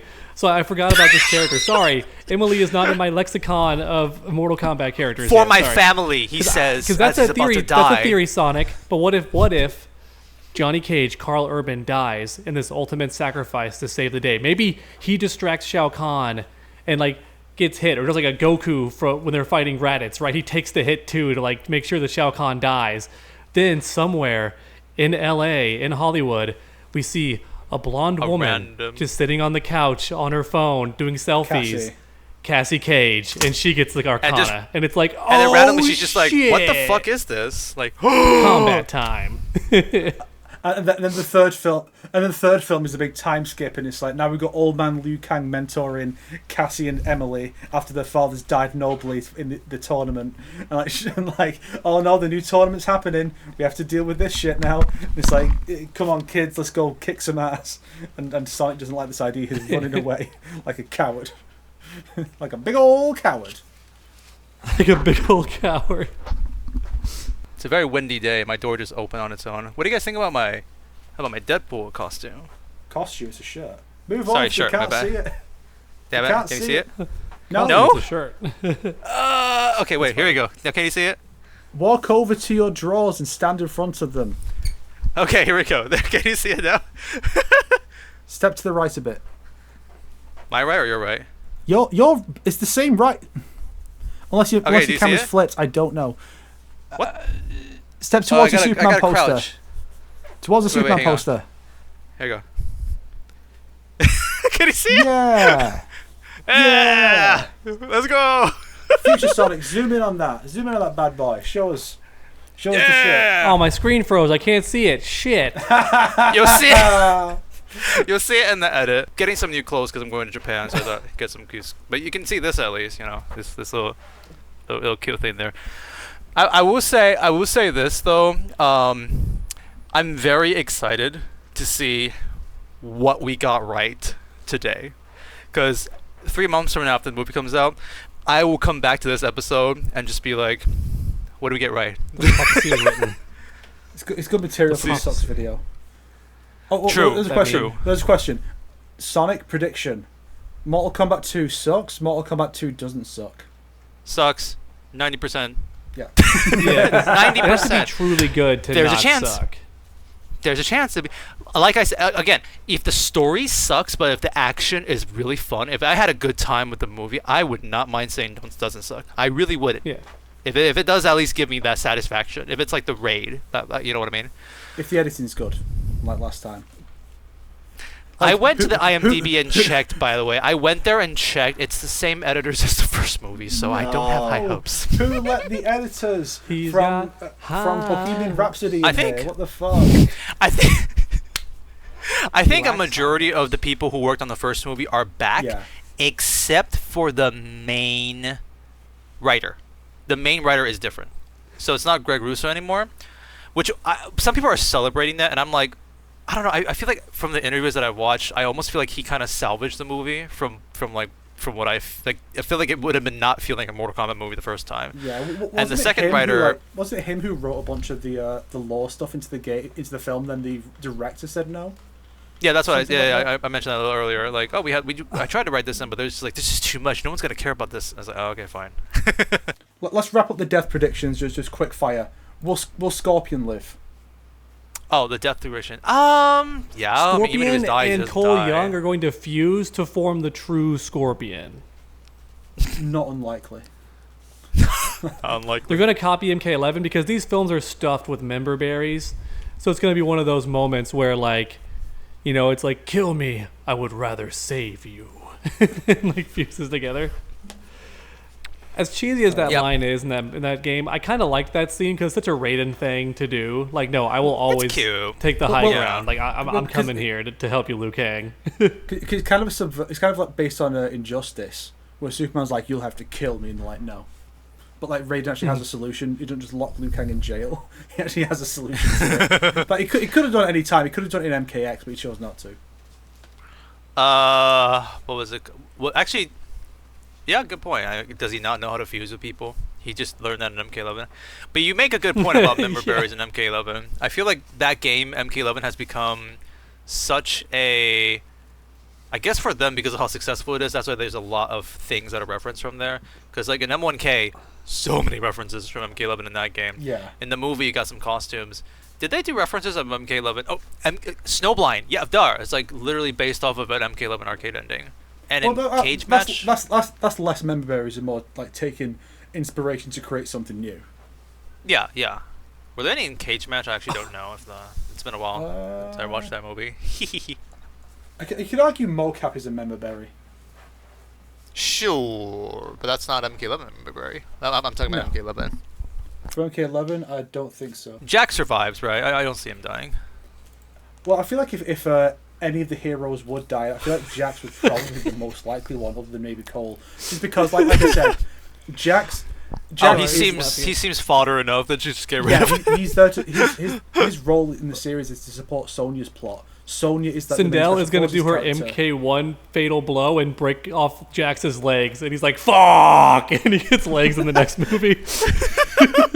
That'd be so it's funny. Darth Vader levels of cyborg. Metal arms and legs. No. Imagine that happens, and then he just grows them back out, like because of his fucking Arcana. And it turns out it was all James Gunn's idea because he wants to like gauge the audience's thing. Oh, this actor, yeah, look at him as this cyborg man. I'd like to see more of that. And then he's like, we've cast him as cyborg in the DC universe. It's the oh yeah, it's WB. I just remembered that. Baraka, yeah, dead. Are they gonna do the meme of Johnny Cage gets punched in the balls at some point and goes, "Oh, that's my move," and like waddles off? Is it going to happen? It's happened like 2 other times. He's going to do it on in the Baraka. media. He's going to do it on Baraka. I did laugh at how we see him repeating 2 of his movie things, and you know there's going to be some kind of line like, for example, that little like backflippy dodgy thing he does in the movie to dodge all the knives. We see him do it again to dodge Baraka's like attacks. There's going to be some throwaway line like, "Huh, that actually works. Like that's legit. That actually dodges stuff." And then on the opposite note, when he's doing the baton spin or like the staff spin, and Baraka just blocks it and chops it all up, he's going to go, "That usually works." They're going to have one of those lines for sure, like in the movie. It's gonna happen. You talk about the flip. I find it very funny. Maybe he does the flip the 3rd time and just Katana catches him out. It's like, damn it. I mean, because that would also reference the first movie when Liu Kang did a sweep 3 times on Kano. Yeah. I hate that only Karate Kid, actually Cobra Kai, pointed out how stupid it is to do a big flip mid-fight. We need more of that being called out in movies, where you go to do a flip and someone just goes and just touches you and you flip off axis and go, just fall on your side or something. It looks cool. It looks cool, yeah. Who cares? I know, but we need it to be called out a bit more, just every now and then. Even if it's just Liu Kang doing it. Like Liu Kang is, the greater fighter, so he's fighting some flippy-dippy enemy, and he goes and just kicks him out of the air, and it's like, oh shit. A reference I want to see is when Johnny Cage fights Baraka, Johnny Cage punches him in the dick, and then like in the Malibu comics, when Johnny did it on Baraka there, he goes, "That's supposed to hurt?" Like it just doesn't hurt him at all. That would be a very deep cut, but like that would be funny. He goes to punch Baraka in the balls, and Baraka's like, "Tarkatans do not carry our genitals between our legs." And it's like, oh shit. Our genitals are stuck up into our bodies when we fight. Yeah. They're covered in spikes because we're spiky everywhere. Maybe he has spiky balls, so Johnny would be like, "Ow!" Oh, he's going to try to punch like a big character like Shao Kahn in the nuts, and it's not going to work because Shao Kahn's so tough that even his balls are like punching bricks. Balls made of steel. Well, because he's just so durable in general. Even Baraka apparently in the Malibu comics is bulletproof. So theoretically, punching his balls should hurt really bad.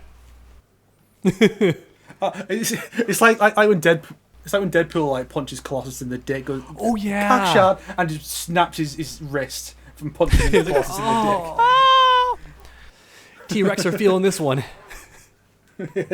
Johnny like this, like ah. The last time they referenced like a nut punch was on Reptile, which didn't work out. And Chaos Reigns. It's like, wait, that happened? The way you guys are like, oh yeah, Chaos Reigns. I completely forgot about that existence of that. In fairness, not much really happens in Chaos Reigns overall. The only thing I really remember about Chaos Reigns is that cool dragon scene, because that was interesting.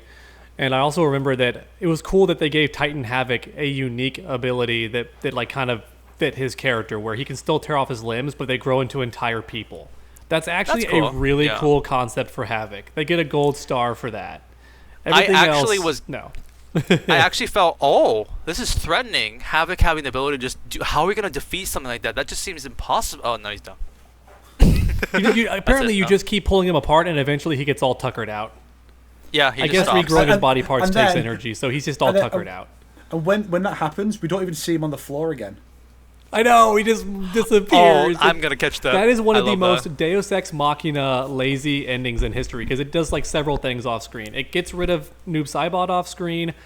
Screw you, camera. It gets rid of Havoc off screen. It's very funny. They turned Noob Saibot into Snow White, which I think we should talk about that more. He's in a very beautiful coffin with a glass top. Not only that, dog, they turned him bald too. Damn it, you're right. I should have used Noob Saibot for the beam. Oh well, I guess he's always been bald. So yeah, like I said, what is it with MK and always making his black characters bald? No, we're not ending the episode that way. No. Does Jade have the pass? Does Jade have the pass? Guys, look. Is Noob Saibot black? Look at his skin color. What color is his skin? Black. He is black. He's objectively black. Are we actually bringing up that? You can't argue against me. Objectively speaking, his skin is black. Guys, I got some bad news. Here's a good question. Before Jade shaves her head, because there is a story reason why Jade is missing her hair. We don't know if that means they're going to show her with hair. It could just mean they explain it with like a dialogue line or There's something. Like one Maybe line they of will. dialogue, like, "Oh, Jade, what happened to your hair?" She's like, "Oh, let me tell you what happened to my hair." No, I But think they'll they'll never show it. you I feel the like explaining it is dumb. Okay, I feel like no, they have to no, show here's it. my question. Here's what it'll be. Here's my question then, guys. We'll see When them they as kids. show her We'll see them hair as kids. before it gets shaved, huh? We'll see them as kids in a flashback, and that's the only time we'll see Okay. Jade with her. Okay. Ah. So here's my question. But when they show her with hair, is it going to be one of Jade's hairstyles or like a brand new hairstyle that looks terrible? Because movies and shows often do that, like with Starfire like the in the side, Titans show. the and side stuff. thing. Like the side thing Yeah. was just the Is side. it going to be was some shaved terrible hair. new haircut that Jade's never had?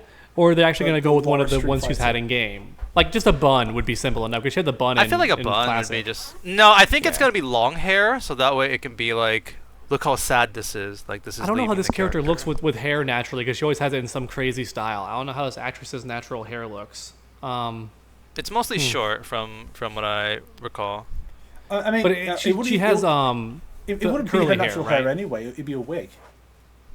True. I'm just wondering. That was the question: is are they going to give her like natural hair that would fit the actress, or are they going to go for Jade's like hair? I'm wondering which one they're going to do. Are they going to like make it look like her natural hair, or are they going to make it look like Jade's hairstyles? I Because she's always mean, had I'm that trying to- big, beautiful, I feel silky like- smooth. I think most. Or is it going to likely be curly? I think it'd be Katana's hair, basically, like a wig based on what Katana's hair looks like in this film. Okay. And it's like so they match. Yeah. And it seems like Katana you- just has her hairstyle from the first movie, long ponytail with like digits in it. You might be onto something about them as kids because, like, aren't there some continuities where they showed Katana as a kid when the Adenia situation was happening? Or the They're Legacy or supposed to be something? childhood best friends. I think even the old games describe them as childhood best friends. The only time for actual depiction of Edenia's fall, we have only had Katana as an adult in the Malibu comics and a baby in not Conquest, Legacy. I don't think the games were ever specific about how old she was, although given Melina's existence, the implication would presumably be that she was a baby, young enough to not find it strange that she has a sister, unless her memories were tampered with, which I guess what Deception implied is kind of all over the place. Yeah. But for this, she was, I imagine that she will be a child in this because that's where you can insert her and Jade together, and that way you don't even need another scene to establish that these two exist as friends. It's like, oh, there's the black girl who was with Katana, here's the black lady who's with Katana. It's the same character, so we automatically know. Makes sense, yeah. Yes, they are friends. Defenders of the Realm also had Katana, but she was she like a little girl now too? I forgot. No, I think she was an adult because it's not, Yeah, we don't yeah. see the fall of Edenia, I don't think, but we do see flashbacks of her as like a resistance fighter. So I think it's meant to be like. Well, you see her hanging out with her dad, and the next scene she's like, "No!" as like burning city around her. Yes, So, yeah. right, So, right. Yeah, so unless that was a vision or like a dream, I don't remember. That's a But flashback from what I recall. I think she is supposed to be an adult at the time. Guys, I've got bad news.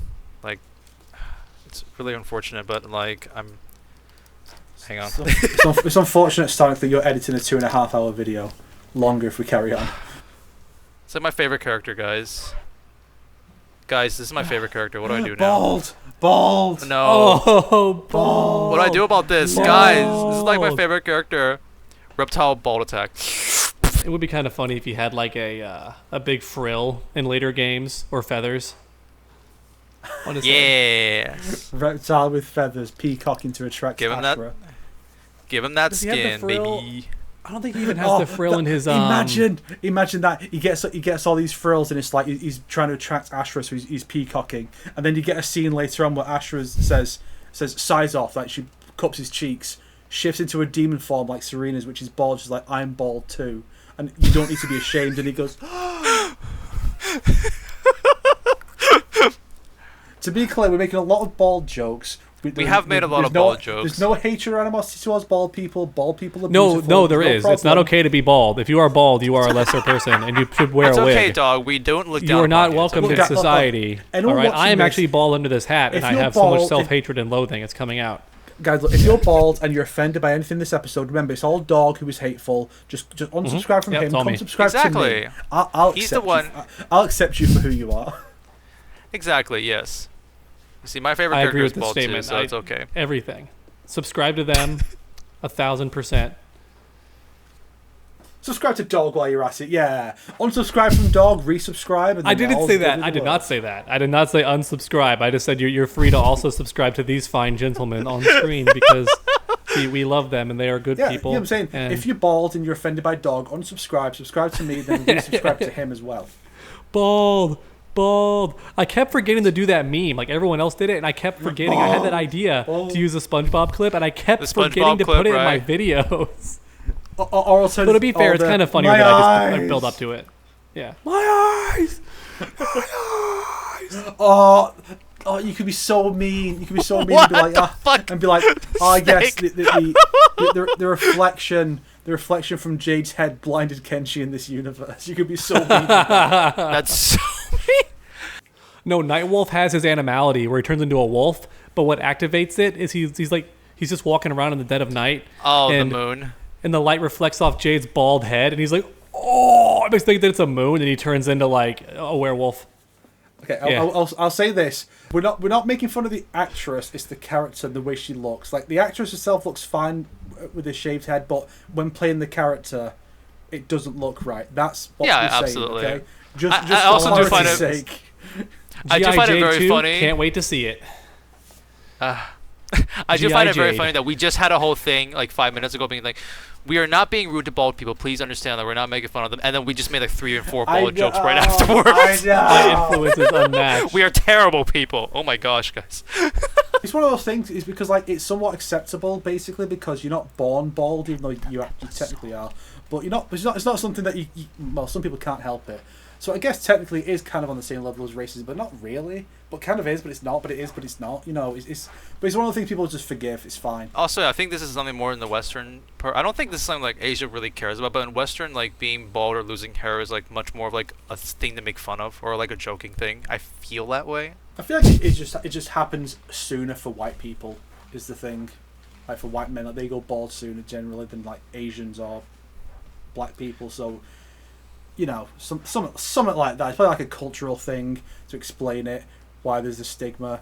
But like, bald is who gives a shit if someone's bald? All that matters here is Yeah, like, of course. is like it's not the character. You know, if Charles Xavier showed up and he had hair, as like him as in the present day, not like a flashback. It's like the present day, and he's like, Okay. yeah, I'm Charles Xavier and I'm not bald. It's like, fuck off, you're not Charles Xavier. Yeah, You know? true. So, Like what's I up said with with the Kratos, swords? Kratos needs to be bald to exert that masculine energy. If he had hair, he would be lesser for it. It's true. so Keep what is up bald with the characters store of the bald. swords? What do you mean? He just wants to balance them to look cool. He likes that he's balancing them perfectly on his shoulders. How about this? We'll end with our biggest Mortal Kombat hot takes and not give any justification. We're just gonna say it and then end the video. Mortal Kombat hot takes. About the Yeah. movie, you mean? You want us to each say like a Mortal Kombat hot take and just end it like once we about- all say it? About the movie, you mean? Yeah. About the movie, hot take. Do I have any hot takes? Like if Well, I said Here's my hot take. I think Jade is wearing her MK Mobile outfit, which is more egregious than being bald. I mean, I said that. Before, Really? you know. Really? You've been nothing but saying her boldness, and yet you find her outfit to be. Also, didn't Well, Snake it's not just exactly say, a hot like, take I agree with. It's a hot take that I want to say. Now you say yours. It's meant to be something people don't agree with. So I'm just trying to like think of a hot take. Oh, There's that Wait, meme on what? Twitter going But around if- with like, say an opinion like this that gets you in trouble. And like usual, people are failing the assignment because they're saying takes that everyone fucking agrees with and getting tons of likes. And it's, you don't understand Yeah, the meme. I You're agree supposed with to post that. things that... Oh, you don't but understand. wait. Do you agree with that take yourself, though, dog? No. That's not a hot take. I do is think it? you're I don't crossing really the like- gas, that's though. not They your gave hot everyone take. else I don't- their... Yeah, that's like a if hot I take said does not have something to be like. your take. It just has to be a hot take. Well, that's lame, then. That's like saying, like, guys, honestly, I prefer if Katana was a man. It's not my take. It's not my take, but you know, it's a hot take. Though. See, that's so Fine. boring because I don't agree with Okay, that. shit, You know what I mean? okay, when It's you put so it like easy. that, okay. Somebody's Right? a coward, dog. Be controversial, dog. That's what you're good at. Be controversial. Okay. It's what you're good at. Why do I have to go first? Y'all go. I already went. I'll make a new one, but y'all But go you before didn't- I do my new one. Okay, I'm trying to think. Like, what I would be a hot take? I think that the Carl Urban version of Johnny Cage so far is a bad representation of Johnny Cage. That's not a hot take, really, in my opinion. But it's a 50-50 take, so I'll give you that. I know people seem to be really enjoying him, but I think that he's 50-50. not quippy. He's not quippy enough. He has the odd one-liner, and he takes himself way too seriously. Like, maybe there will be a bit where he's like a goofy clown and then realizes the shit's real, and that's why he's trying to back out. But so far, it just seems like he's just like, I don't want anything to do with this. I'm old man Johnny. I'm in that phase. I'm trying to be Logan, and it's like, that's not Jonathan Carlton. Get the fuck out. Heh. Yeah, that's right. Everyone who thinks Carl Urban's and Johnny Cage is good, you're wrong. Now that's a hot take. I remember I did say this in the episode, like, slightly, but I'm like, I don't hate Bald Jade as much as average people. Like, I feel like I wouldn't mind just seeing what they do with this character. I don't use the word hate, or I don't use the word dislike immediately. I think that's kind of a hot take. Here's my hot take. All right, how about this? In Mortal Kombat 2 specifically, the costumes they try to make more accurate to the games honestly look worse. Like when they have Johnny Cage wearing his literal MK11 outfit in the movie trailer, it looks terrible. And when who else? Oh yeah, Raiden's MK2, like literal MK2 costume, looks terrible. They were better off just adapting them for movie quality, but keeping some iconic elements. I think when they tried to copy too hard, they look worse. I think some of the new color looks bad because the film is so dark and monotone. But yeah, I think Noob Saibot's also looks kind of lame. It looks like a cosplay outfit because you can clearly tell it's not metal. Like it's very obviously just like fabric that looks metal, or cheap plastic. So yeah. That is a hot take, Dog. Very good. That's the hot take. Yeah, good job, Dog. Yeah. I wonder out of all three of us, which one would have been the most egregious? I feel like which one did people get pissed off the most there? I'm quite curious. Did you give yours, Sonic? Okay. I did. I just said I don't hate Bald Jade. Like, I don't prefer it, but I don't hate it. I'm not gonna be That's like. That's pussy shit. Think of something more controversial. What do you mean? Yeah. Everybody here hates Bald Jade. I'm saying I don't dislike it. Isn't that kind of a hot? Okay, well. You want me to freaking find another one? Fine.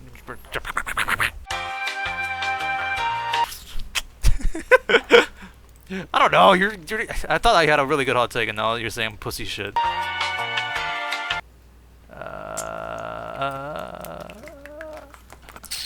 Lesbians. That's what I do with my free time. I'm like skimming through the trailer right now, just trying to find something as a hot take to say. This is so hard. Are Reptile and Chameleon the same race technically?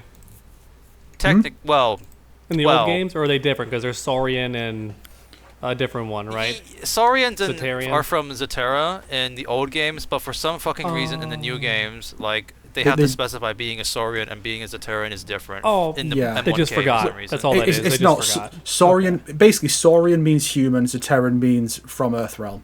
That's basically what it is. Oh, technically they are from Earthrealm, then fled to Zatara. So, so they're not from Zatara. They just went there, and then got to escape annihilation. Then got conquered by Shao Kahn. So like you dodge one bullet and then get hit by a car.